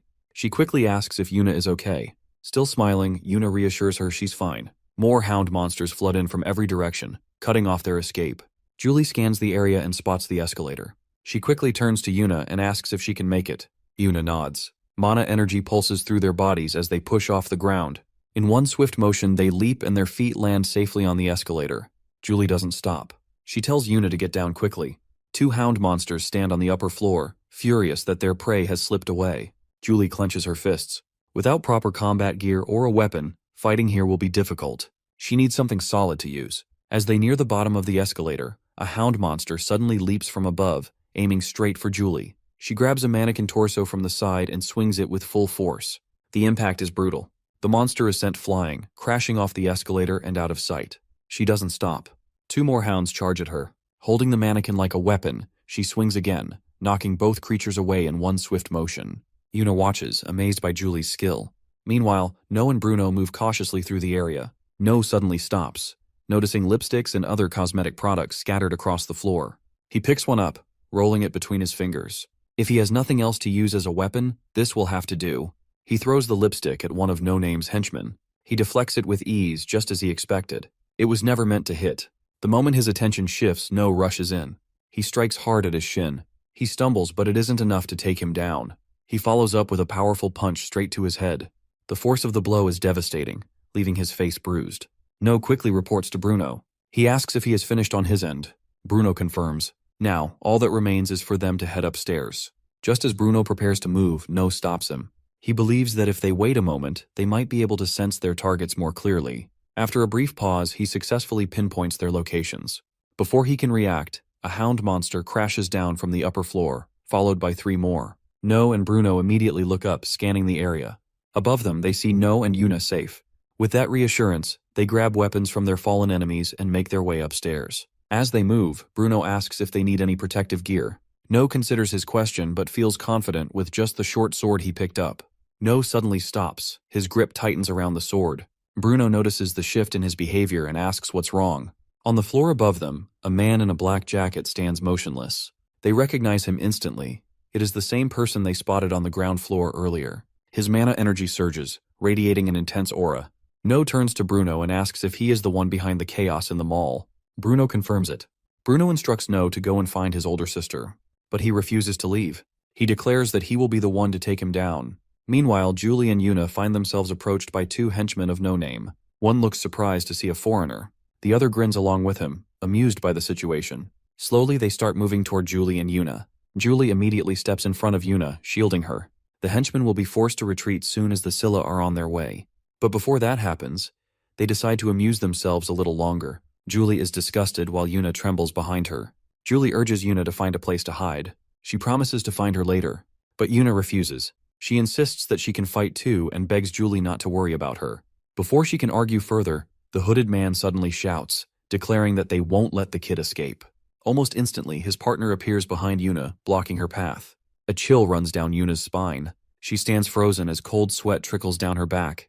Before the man in black can lay a hand on Yuna, Julie grabs a mannequin torso and swings it at him with full force. But just as the attack is about to land, the hooded man pulls out a gun and fires. The shot sends the mannequin flying from Julie's hands. The man in black flinches, wincing as he clutches his ear. The hooded man smirks and warns Julie not to do anything reckless. He tells her to cooperate. If she refuses, she will have to deal with the consequences. The man in black moves toward them. He suggests a one-on-one fight before the Scylla arrives. He picks Yuna as his opponent. Panic surges through Yuna as she stumbles backward, pressing herself against a pillar. The man smiles slyly, raising his hand toward her. He tells her not to be afraid, insisting that he isn't a bad person. His fingers reach for her, but just before he can make contact, Yuna jerks her head to the side, barely avoiding him. Without a moment to lose, she ducks and sprints away. But no matter how desperately she tries to escape, it's hopeless. With a quick burst of mana, the man moves in a flash, grabbing Yuna's right arm before she can get any farther. Yuna's eyes widen in shock. Acting on instinct, she channels mana into her palms and unleashes an attack. The blast forces the man to leap back. In response, both of them summon barriers, their energy colliding mid-air. The man in black stares at her, visibly surprised. He never expected a girl like Yuna to wield such immense mana, enough to launch an attack and create a barrier at the same time. He can't believe he's being forced into a standoff with a mere child. But he has no patience for this. Reaching into his pocket, he pulls out a dagger. He knows that if he captures this girl, he will be rich. He lunges, slashing at her barrier with rapid strikes. Yuna grits her teeth, bracing herself as each blow collides with her shield. The barrier holds firm, but the relentless assault doesn't stop. The man keeps hacking away, his dagger striking over and over. With each impact, the blade grows duller. Now it is almost half its original size. Yuna watches his expression shift and wonders if she has finally made him give up. But before she can react, he suddenly thrusts his bare hand straight through her barrier. Shock washes over her as his fingers clamp tightly around her arm. A sinister grin spreads across his face. Meanwhile, on the ground floor of the mall, reinforcements from the Scylla clan finally arrive. Their priority is to evacuate civilians before dealing with the monsters wreaking havoc. As they move to control the situation, a strange creature materializes in front of them. The entire squad freezes and sees a rank 8 swamp slime. Their leader wastes no time and orders someone to call in long-range attackers before engaging. But one of the melee fighters steps forward. He insists there is no need for backup, he can handle it alone. Gripping his axe, he charges ahead, his weapon radiating with mana. To him, all monsters are the same. You cut them down until they are nothing. With that thought, he swings his axe straight into the slime's body.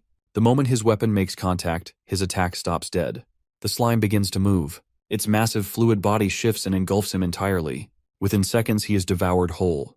The squad watches in horror. Their leader reacts immediately, shouting a warning to the team. Physical attacks are completely useless against this slime. They have no choice but to report the situation to the casters. Above, the hooded man smirks, pleased with the perfect timing of the monster's arrival. Thanks to the chaos below, he and his ally have plenty of time to deal with the two girls. He turns and orders Julie to finish this quickly. Julie remains silent. Leaning against a pillar, she steals a quick glance at him. Not far from where she stands, Yuna's panicked screams echo through the air. She still cannot understand how the man in the black shirt managed to break through her barrier. The man answers casually. If he could not even do that, he would not be worthy of being called a player. Before he can say anything else, a burst of fire erupts from behind him. He summons a barrier just in time, shielding himself from the incoming flames.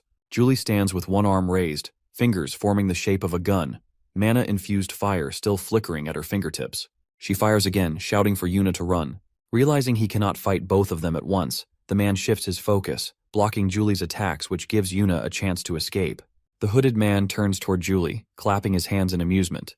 He did not expect her to be capable of such an attack. Julie, with nowhere to run, lunges backward and unleashes another fire strike, but the hooded man sees it coming. He raises a barrier in an instant, rendering her flames useless.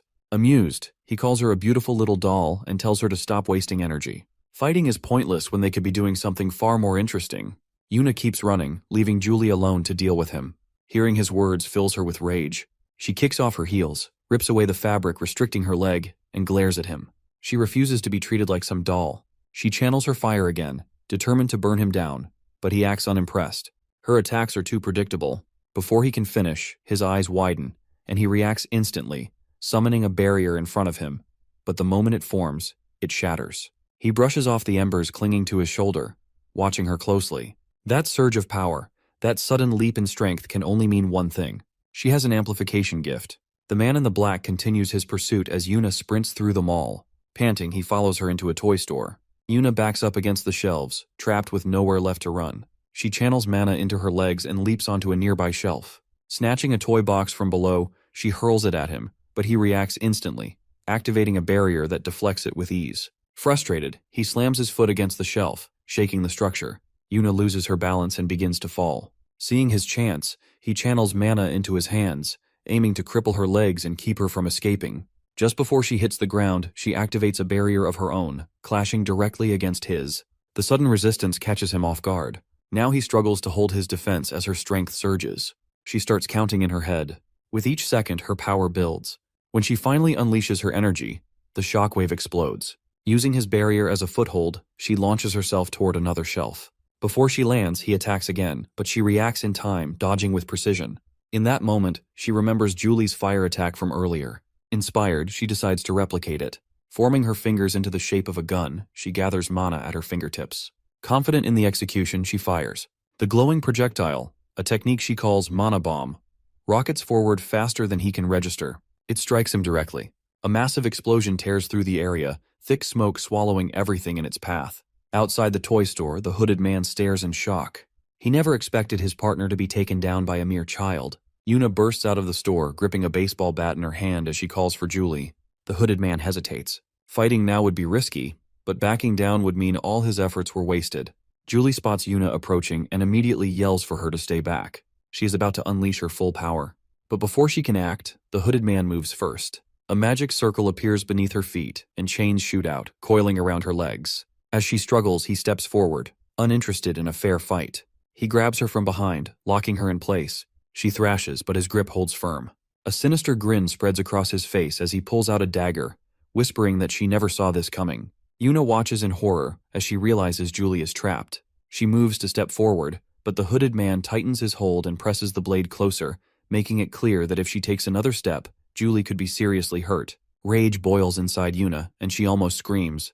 But before she can react, the man in the black shirt reappears and drives her head into the floor. Yuna stares in shock. That explosion should have killed him, yet he stands there unharmed. The man smirks, as if reading her thoughts, and tells her a mere child could never kill a real player. Pinned to the ground, Yuna is helpless, unable to reach Julie. She watches as Julie calls her name. Just as everything seems lost, a sudden surge of energy erupts from within Yuna. Mana flares uncontrollably, crackling through the air in violent bursts. The black shirt man stumbles back. He never expected this much power from a child. If it continues, she could end up blowing apart the entire area. Still standing, Yuna screams for Julie. At the same time, Julie fights against the hooded man's grip, calling back to her. Frustrated, he warns her to stop struggling, but she refuses. Annoyed, he drives the hilt of his dagger into her stomach. The impact knocks the air from her lungs, and she collapses, unconscious. The hooded man orders his partner to handle Yuna while he takes Julie. The black shirt man sneers, asking if she has a death wish. Without waiting for an answer, he swings, his fist crashing into the side of her head. The impact shatters her barrier completely. Mana disperses and her vision blurs. She struggles to hold on, but darkness swallows her whole. In her unconscious state, Yuna drifts through a familiar void. Memories surface of a past encounter in this same space. A deep, unfamiliar voice had once spoken to her, offering power. She remembers No's warning never to listen to that voice.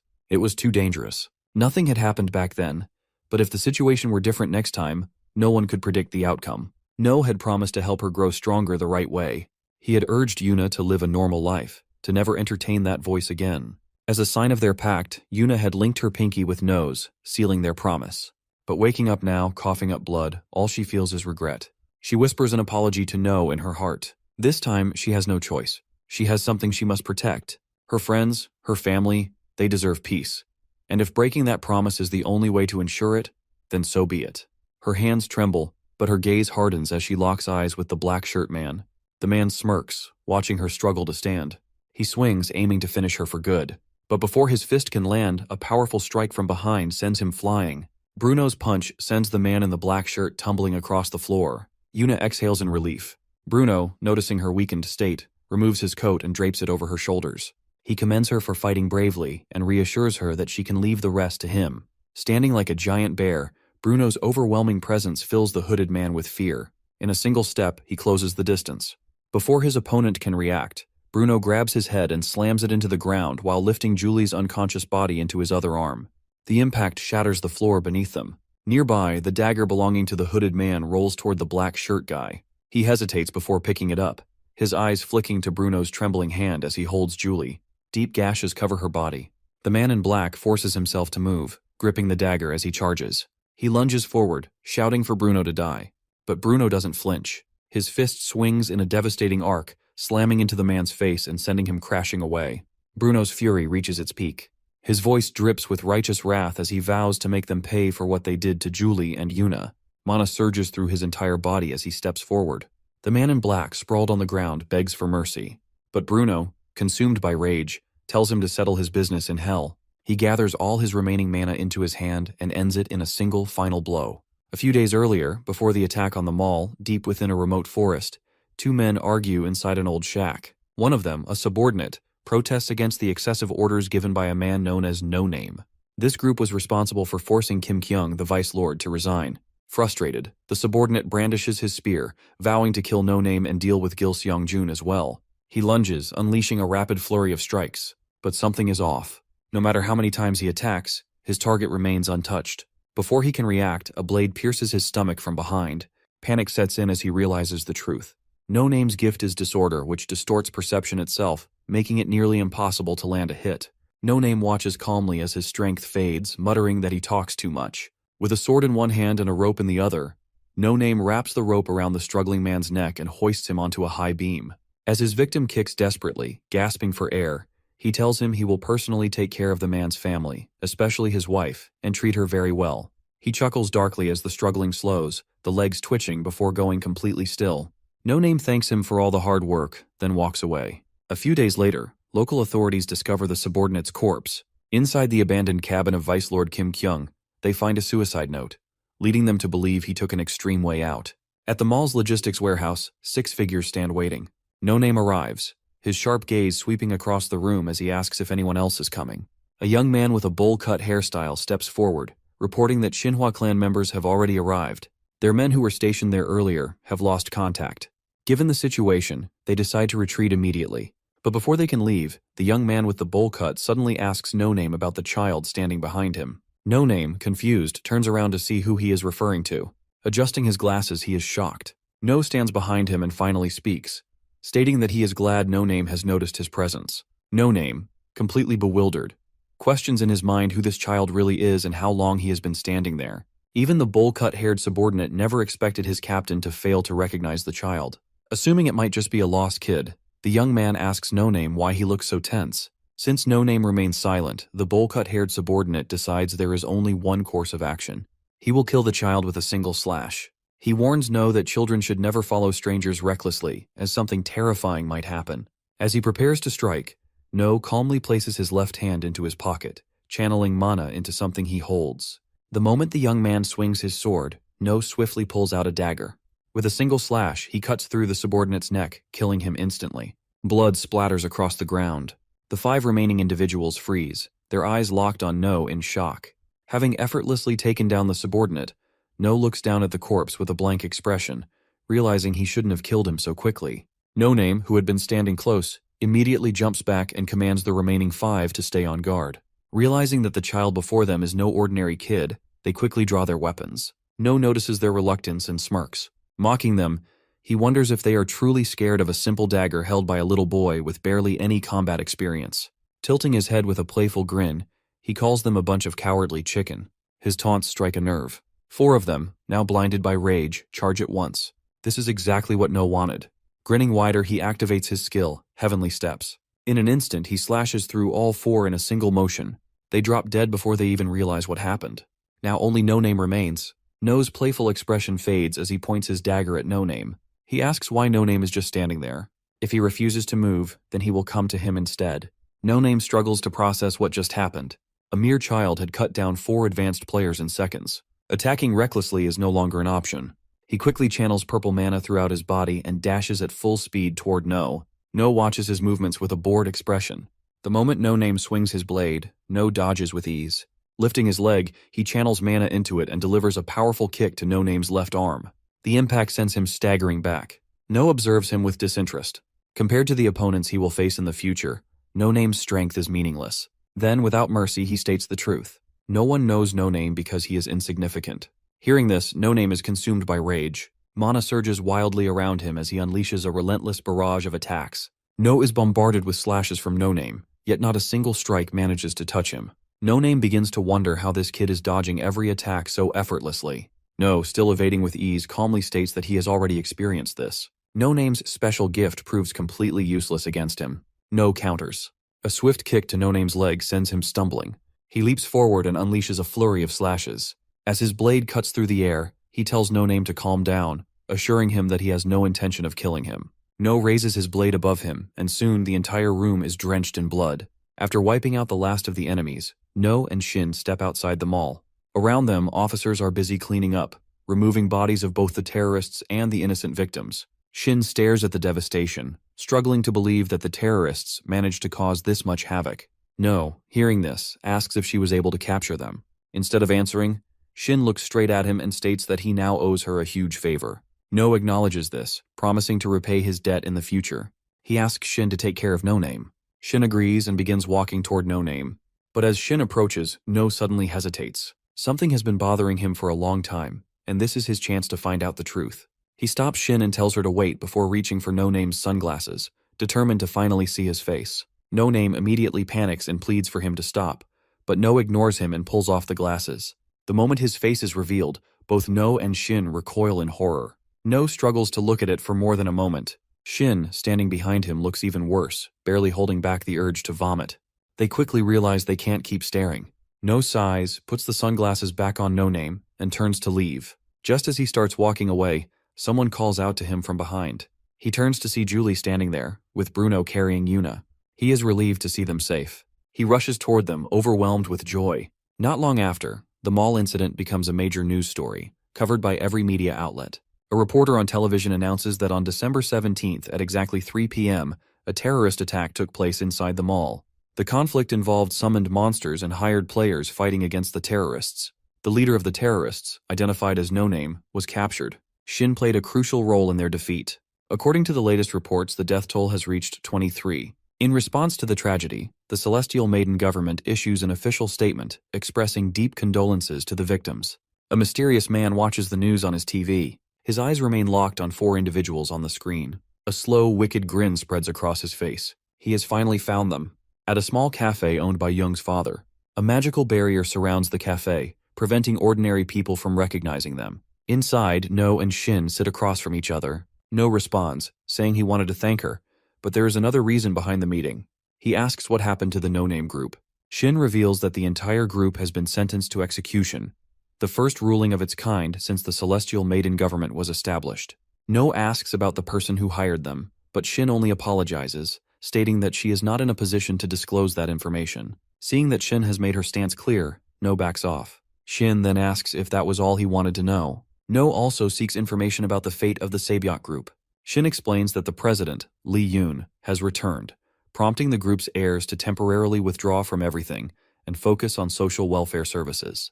Shin prepares to leave, stating that she has other matters to investigate. As soon as Shin exits the cafe, Young's father approaches and informs No that the others will be arriving soon.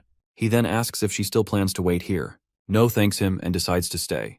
In the past, the group's succession war had erupted among 3 sons, with the eldest emerging victorious. Now everything is different. No realizes the extent of the changes he has caused, saving his family from the Kraken attack, preventing the deaths of the kindergarten children, reducing casualties in the mountain incident, stopping the terrorist attack at the mall, and even preventing the succession war within the group. The future is no longer set in stone.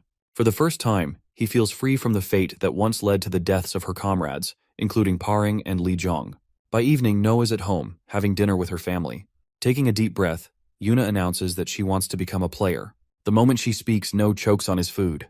The entire family turns to her in shock. A chill runs down his spine as he realizes that this is another unexpected change in the timeline. Naturally, No rejects the idea outright. He slams a hand on the table, as he tells Yuna that becoming a player is nothing but a reckless decision. It is not meant for her, but Yuna refuses to back down. She argues that No will never understand unless he lets her try. No clenches his fists. He cannot deny Yuna's potential, but he never trained her to become a player. He only taught her to control mana. He wanted her to live a long, healthy life, far removed from the dangers of that world. Yuna refuses to back down, insisting that this is what she wants.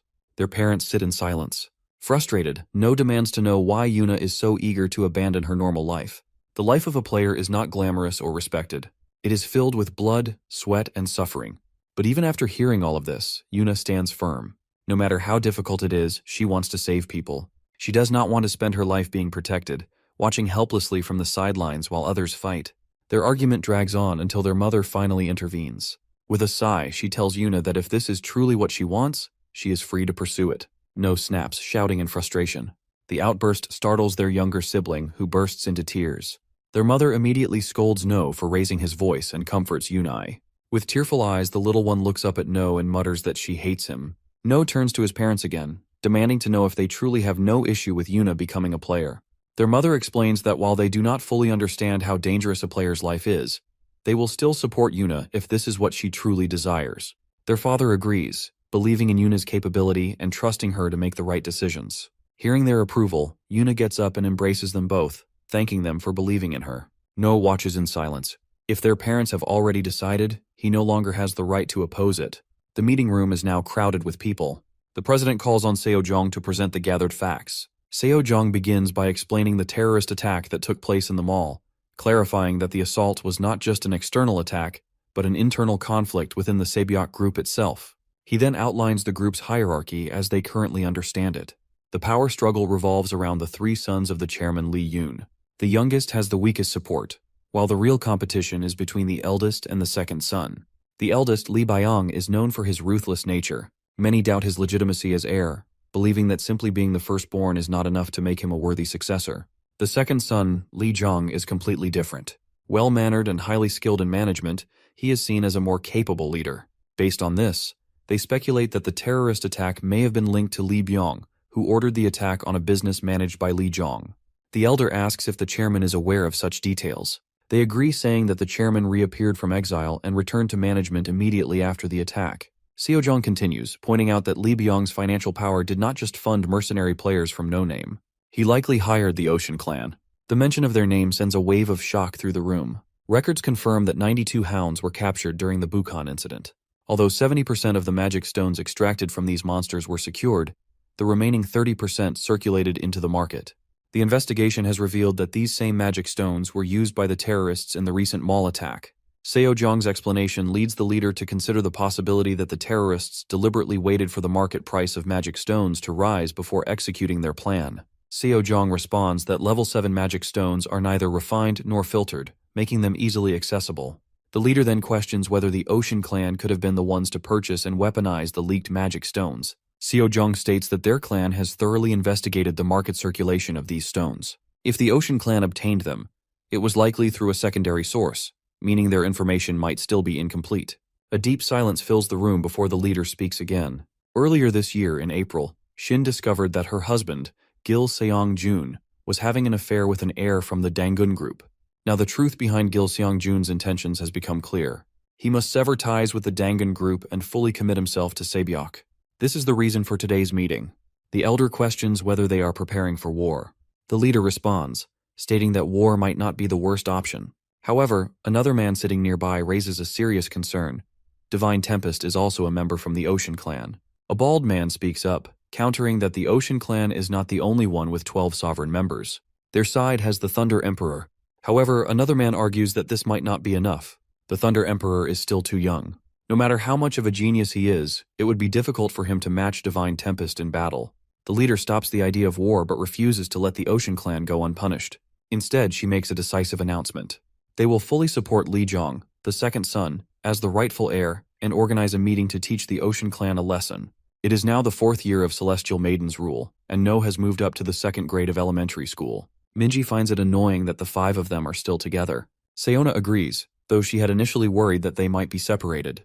Despite this, No hopes he will not have to see Sina again this year. That way, he can finally feel at ease, knowing he will not have to deal with her in the future. While No is lost in thought, Choi, sitting beside him, leans in and whispers. He points out the group of 4 boys at the next table, their eyes fixed on No and his friends. Their expressions alone make it clear they are troublemakers. Choi, irritated by their intense stares, considers confronting them for being so rude. But No, unwilling to invite unnecessary trouble, tells him to ignore them. Instead, he glances at the 4 boys. The moment their eyes meet, they quickly look away. Their reaction seems strange, but before No can dwell on it, Minji reminds him of the ongoing misunderstanding. Rumors have spread that Choi's father beat up Sina's father, the president of KK Pharmaceuticals. Because of this, the entire school is now too afraid to even meet his gaze. No wonders how he and his father ended up being painted as villains. Seona looks concerned, but No reassures her that he does not care about the rumors. What surprises No the most, however, is Choi's drastic change. He used to be short, but now he is much taller.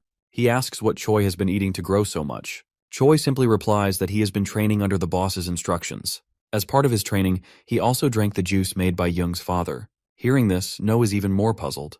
He remembers telling Minji and Seona to drink the juice because it helped restore mana energy, but he had no idea it also boosted physical growth.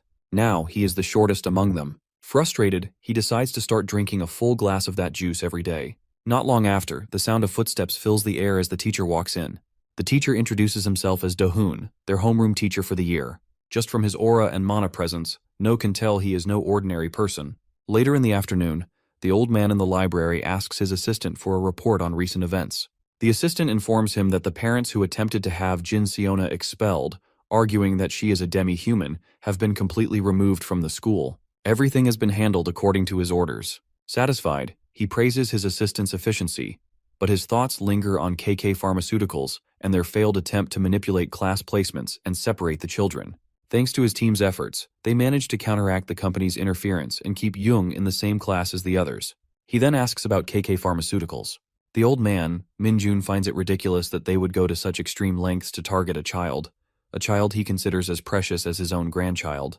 Minjun asks his assistant again about the class arrangement. The assistant explains that they have assigned a former player who retired due to a severe injury. Despite this, he assures Minjun that the individual remains highly competent in education. Minjun asks where this person was previously assigned.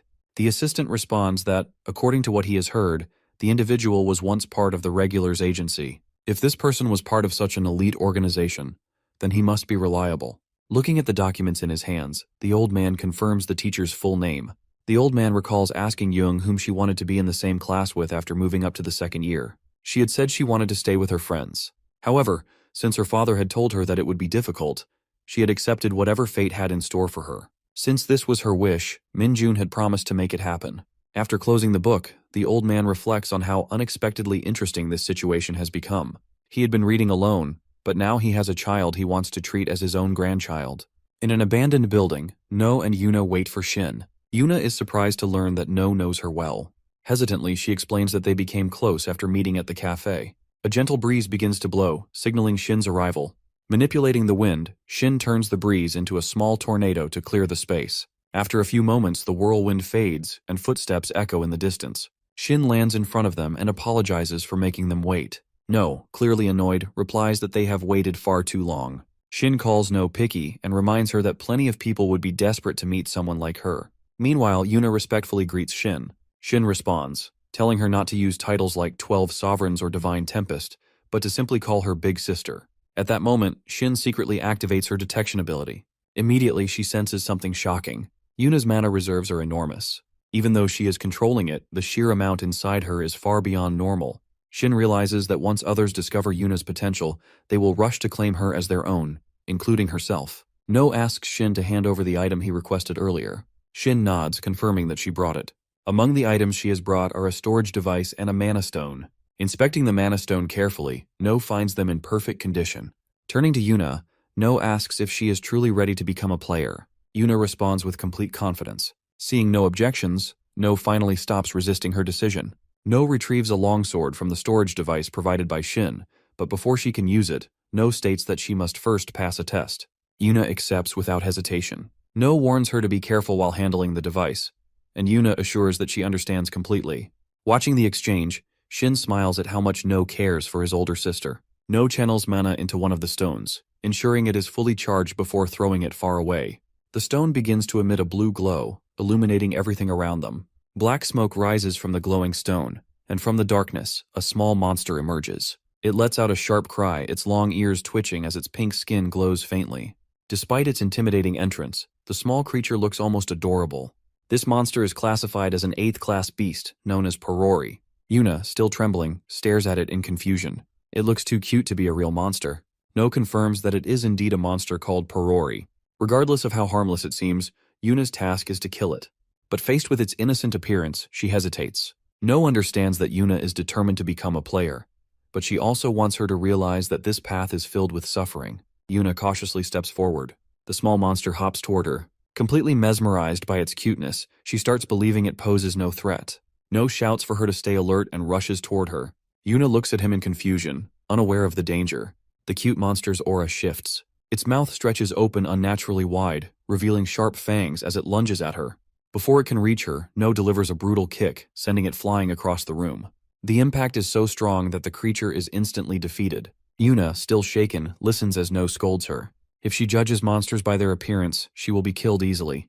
She lowers her head, unable to respond. No asks if she wants to continue. Yuna doesn't answer right away. Instead, she thinks about all the times No and Julie have protected her from danger. She doesn't want to be someone who always needs saving. She wants to be strong enough to protect others too.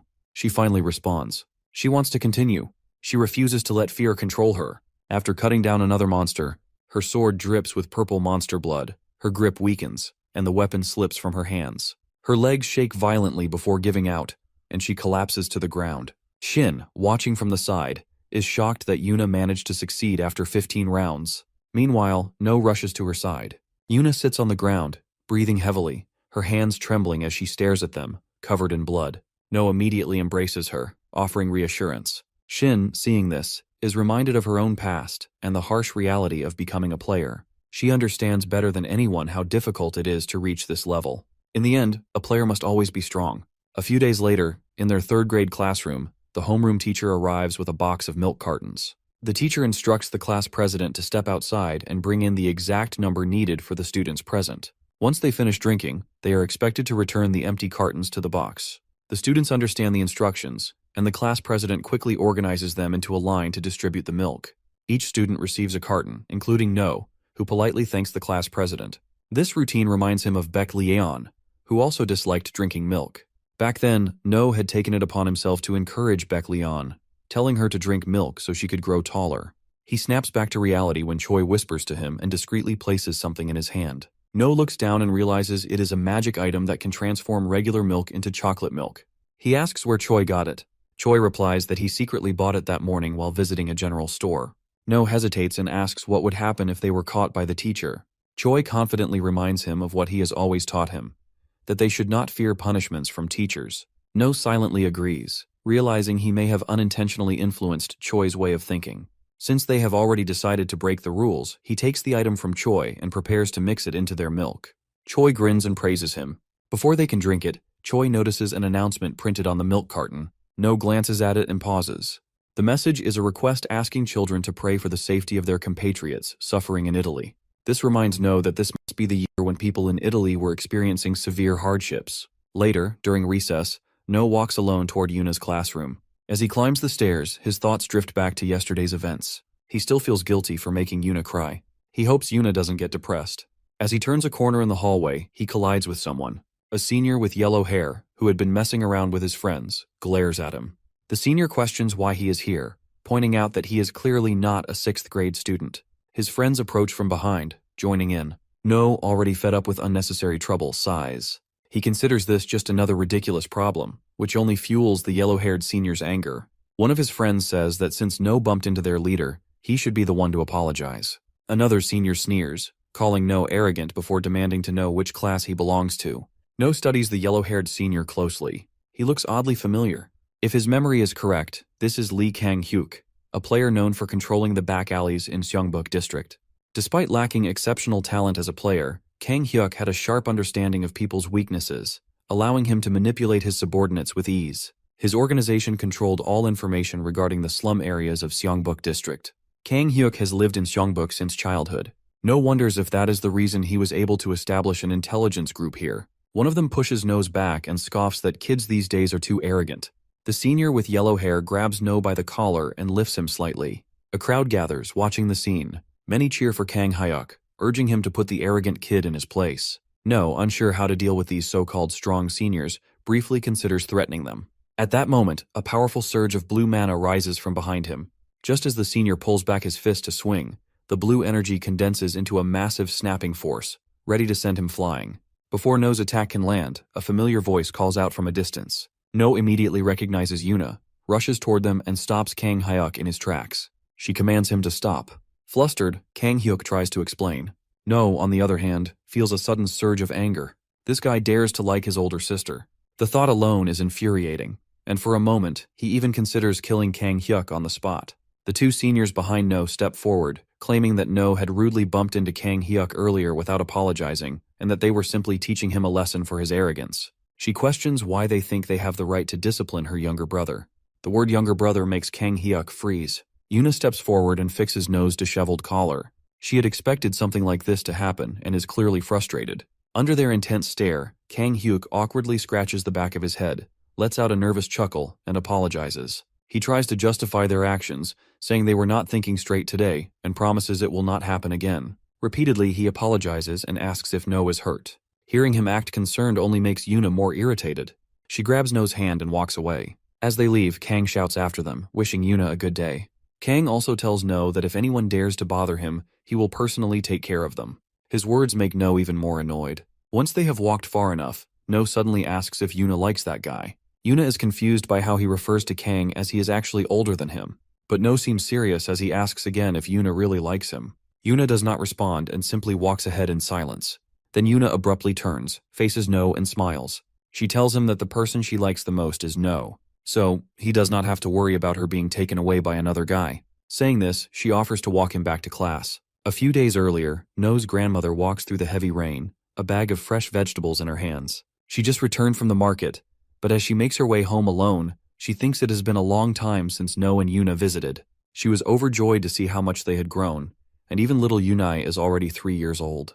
As she continues walking, she passes a narrow alley. From inside, the faint sound of coughing reaches her ears. She stops, hesitating for a moment, unsure if she misheard. Then she hears it again, clearer this time.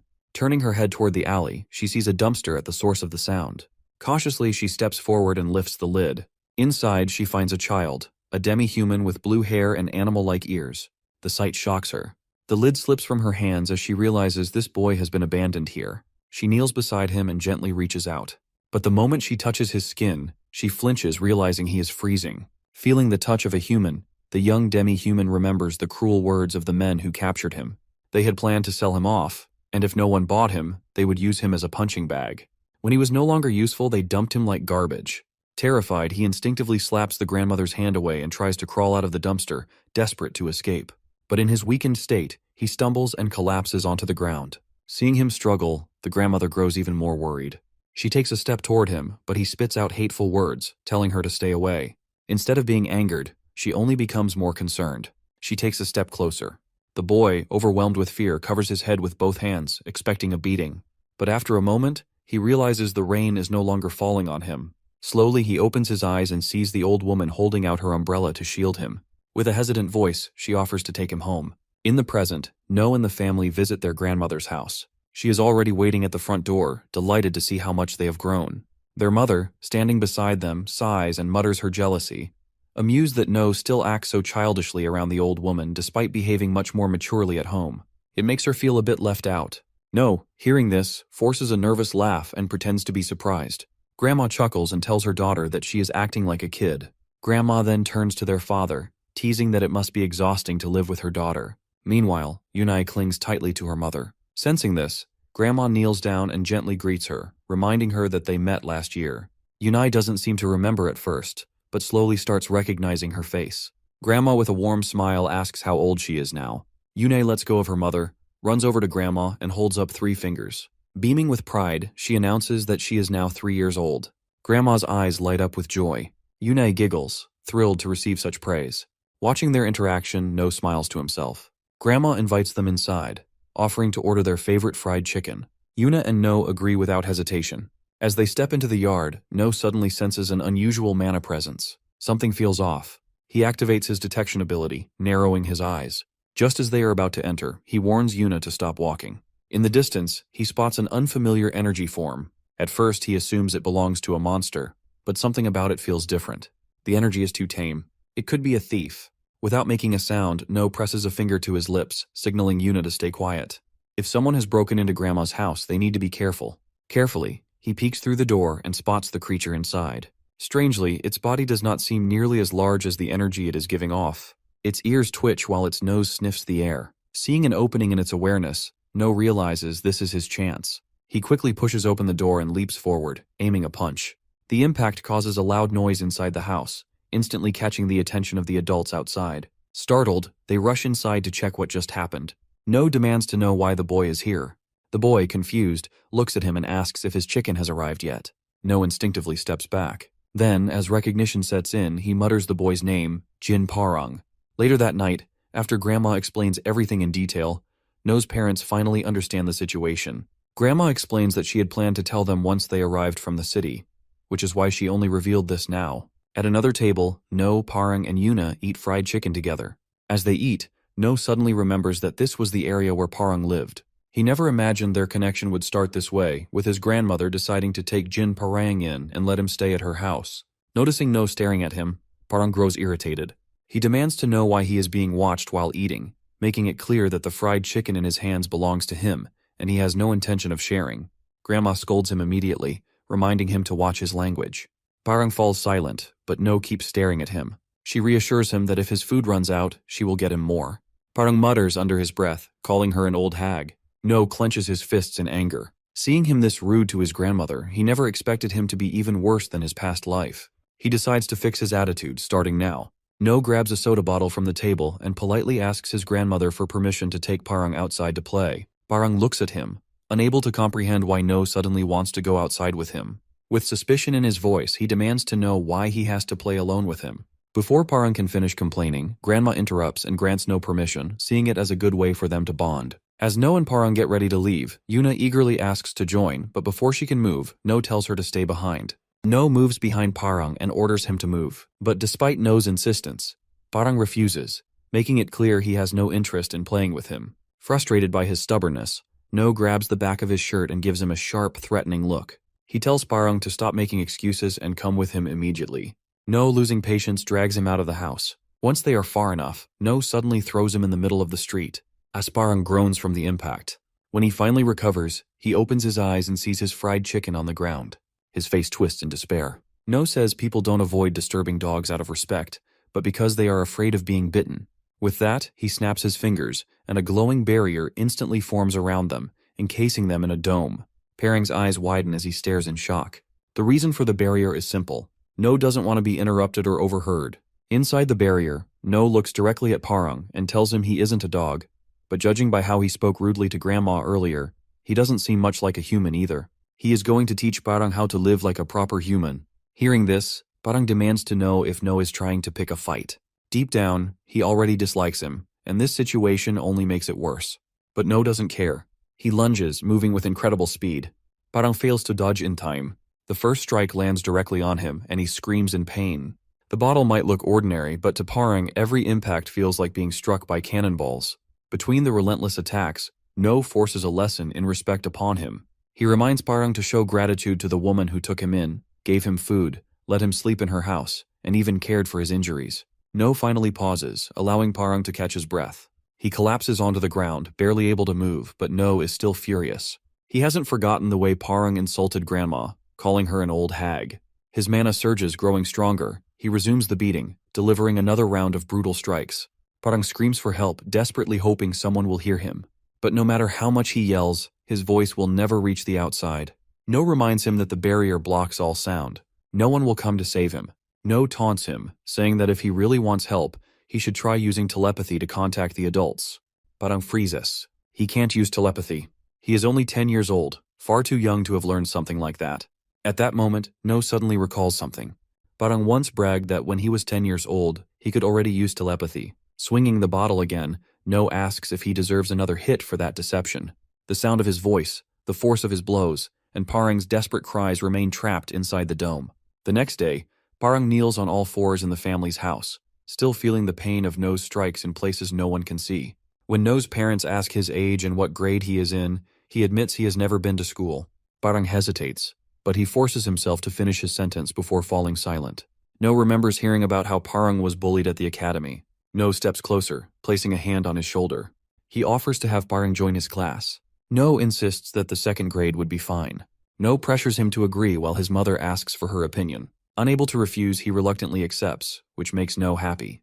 Grandma comments on how quickly the boys have found common ground, and his mother agrees. No turns to Parang, who is trying to avoid him. Grabbing him by the collar, No drags him along, suggesting they walk a little longer. Parang protests, but it's already too late. The celestial maiden, Gael, sits at a table while two guards stand nearby. Across from her, the Italian ambassadors, Albert and Genko, discuss their plan to help thousands of Koreans return to their homeland. Albert lays out a condition. They must first eliminate the monster in the North Atlantic. The strongest creature among the first-rank monsters, powerful enough to destroy a nation. First-rank monster Leviathan. Gael calmly takes a sip of tea and asks if they would be satisfied with simply supplying soldiers with potions. Albert acknowledges the potion's incredible effectiveness and ease of use, then says they already agreed to trade Mediterranean mana steel for the potions. Gael agrees it is an unneeded item for them then. Genko lifts a leg infused with energy and shatters the table. Gael orders her guards not to hesitate, while Albert hurriedly pleads for help with the Leviathan in exchange for her people. Gael stays calm, asking for a tissue to wipe her lips after finishing her tea. Albert warns Genko not to go too far, but Genko refuses to stop. He claims his words must be true since Gael has not denied them. He then insults Koreans, saying all they care about is kimchi. One of Gael's guards clenches his fists in anger, but she remains unbothered. Then, a heavy pressure fills the room. With just one sentence, Gael forces both ambassadors to their knees. Genko collapses, while Albert grips the table to stay upright. She agrees to Albert's conditions, promising to help retrieve the Koreans trapped in Italy. In return, she pledges full support, sending the Divine Spear, Namgung, and two other elite players to assist. After making her decision, Gael snaps her fingers, lifting the heavy pressure from the room.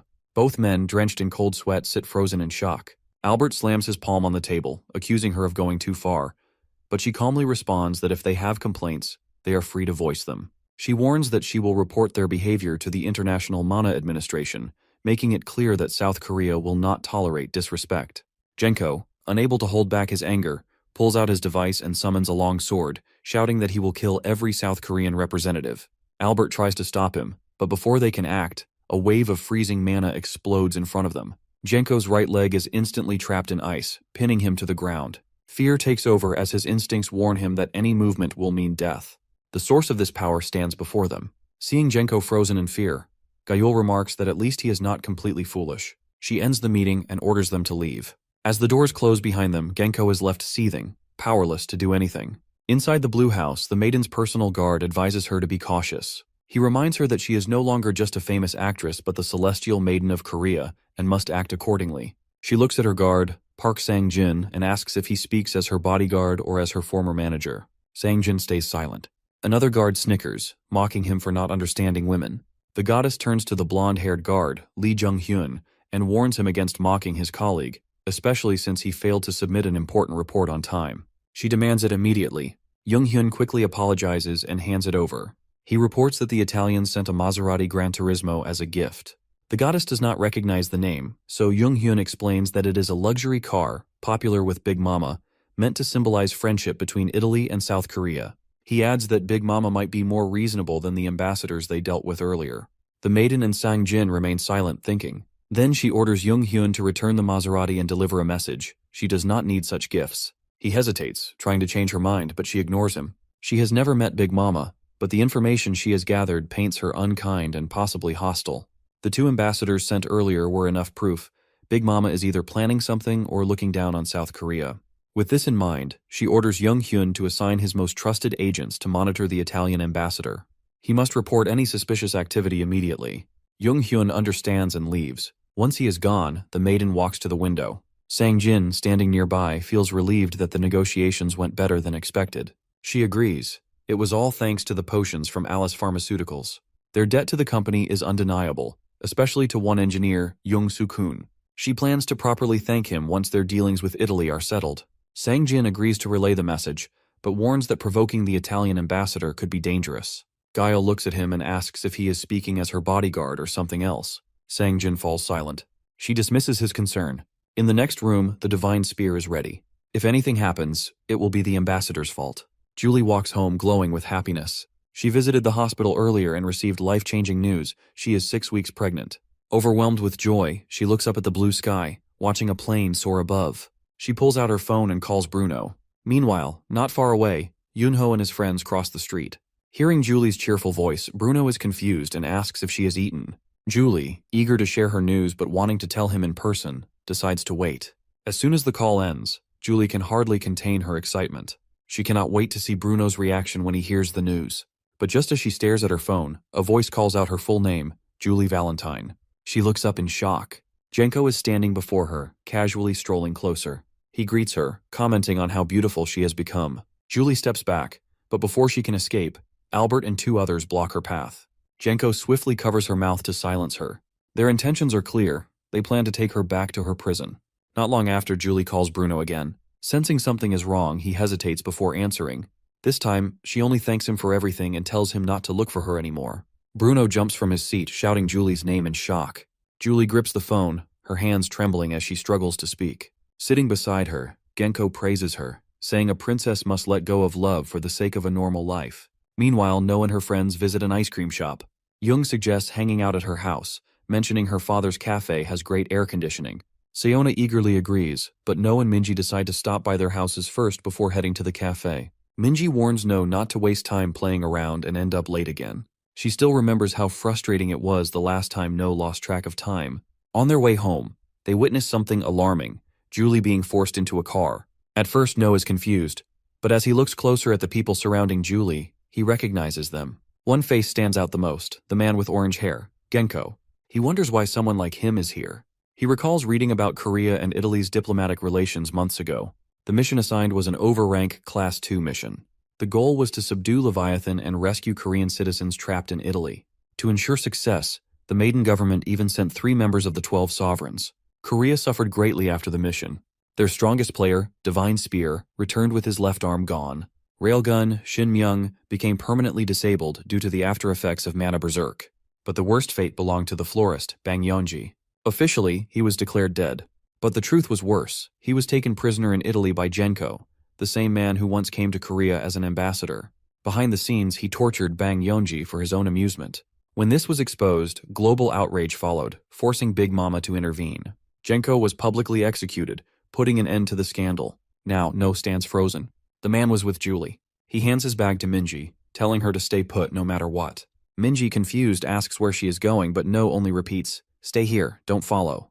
No tightens his laces, ready to move. He plans to track their car and contact Shin or Bruno once he knows their destination. Mana surges through his legs, and he sprints forward at full speed.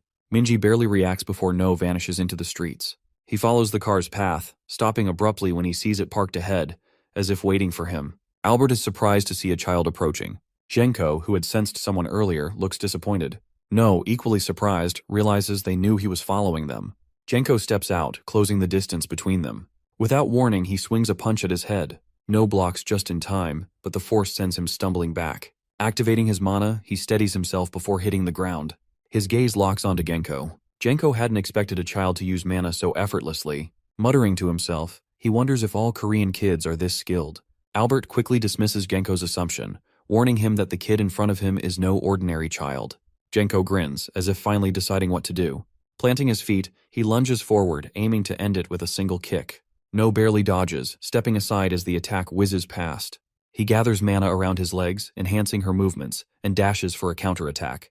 He aims a powerful kick at Genko's head, but he predicts his move and dodges at the last second. Spinning around, he lunges for his throat. Dodging midair is nearly impossible, but No makes a split-second decision. He channels more mana into his legs and launches a second, stronger kick to send him flying.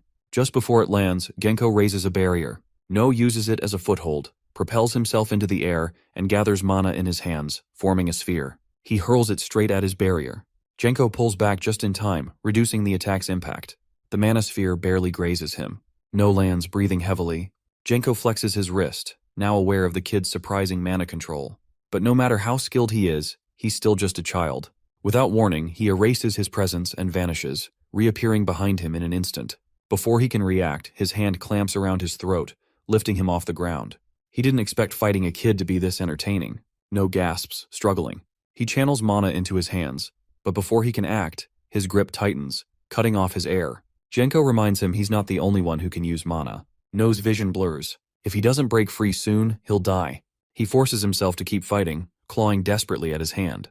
Just as he's about to lose consciousness, a voice shouts. Julie steps out of the car, telling Genko to stop. She reminds him of their agreement, not to harm anyone she knows. Genko hesitates. Genko tightens his grip around No's throat. Albert steps in, firmly telling Genko to stop. For a moment, Genko hesitates before finally releasing No, insulting Albert and Julie. No collapses, coughing, while Genko walks away toward his car without another glance. Julie rushes to No, relieved he is still breathing. She thanks him for stepping in, but warns him not to interfere again. No ignores her and demands to know what is really going on. Julie remains silent before slipping a ring from her finger and handing it to him. She tells him to take it to Uncle Bruno and apologize to her husband on her behalf. No hesitates at Julie's sudden request, but before he can respond, she speaks first, saying she is happy with her marriage to Bruno. She turns and walks toward Genko. No calls out to her, but she ignores him. Frustrated, he rushes forward, shouting at Genko to move.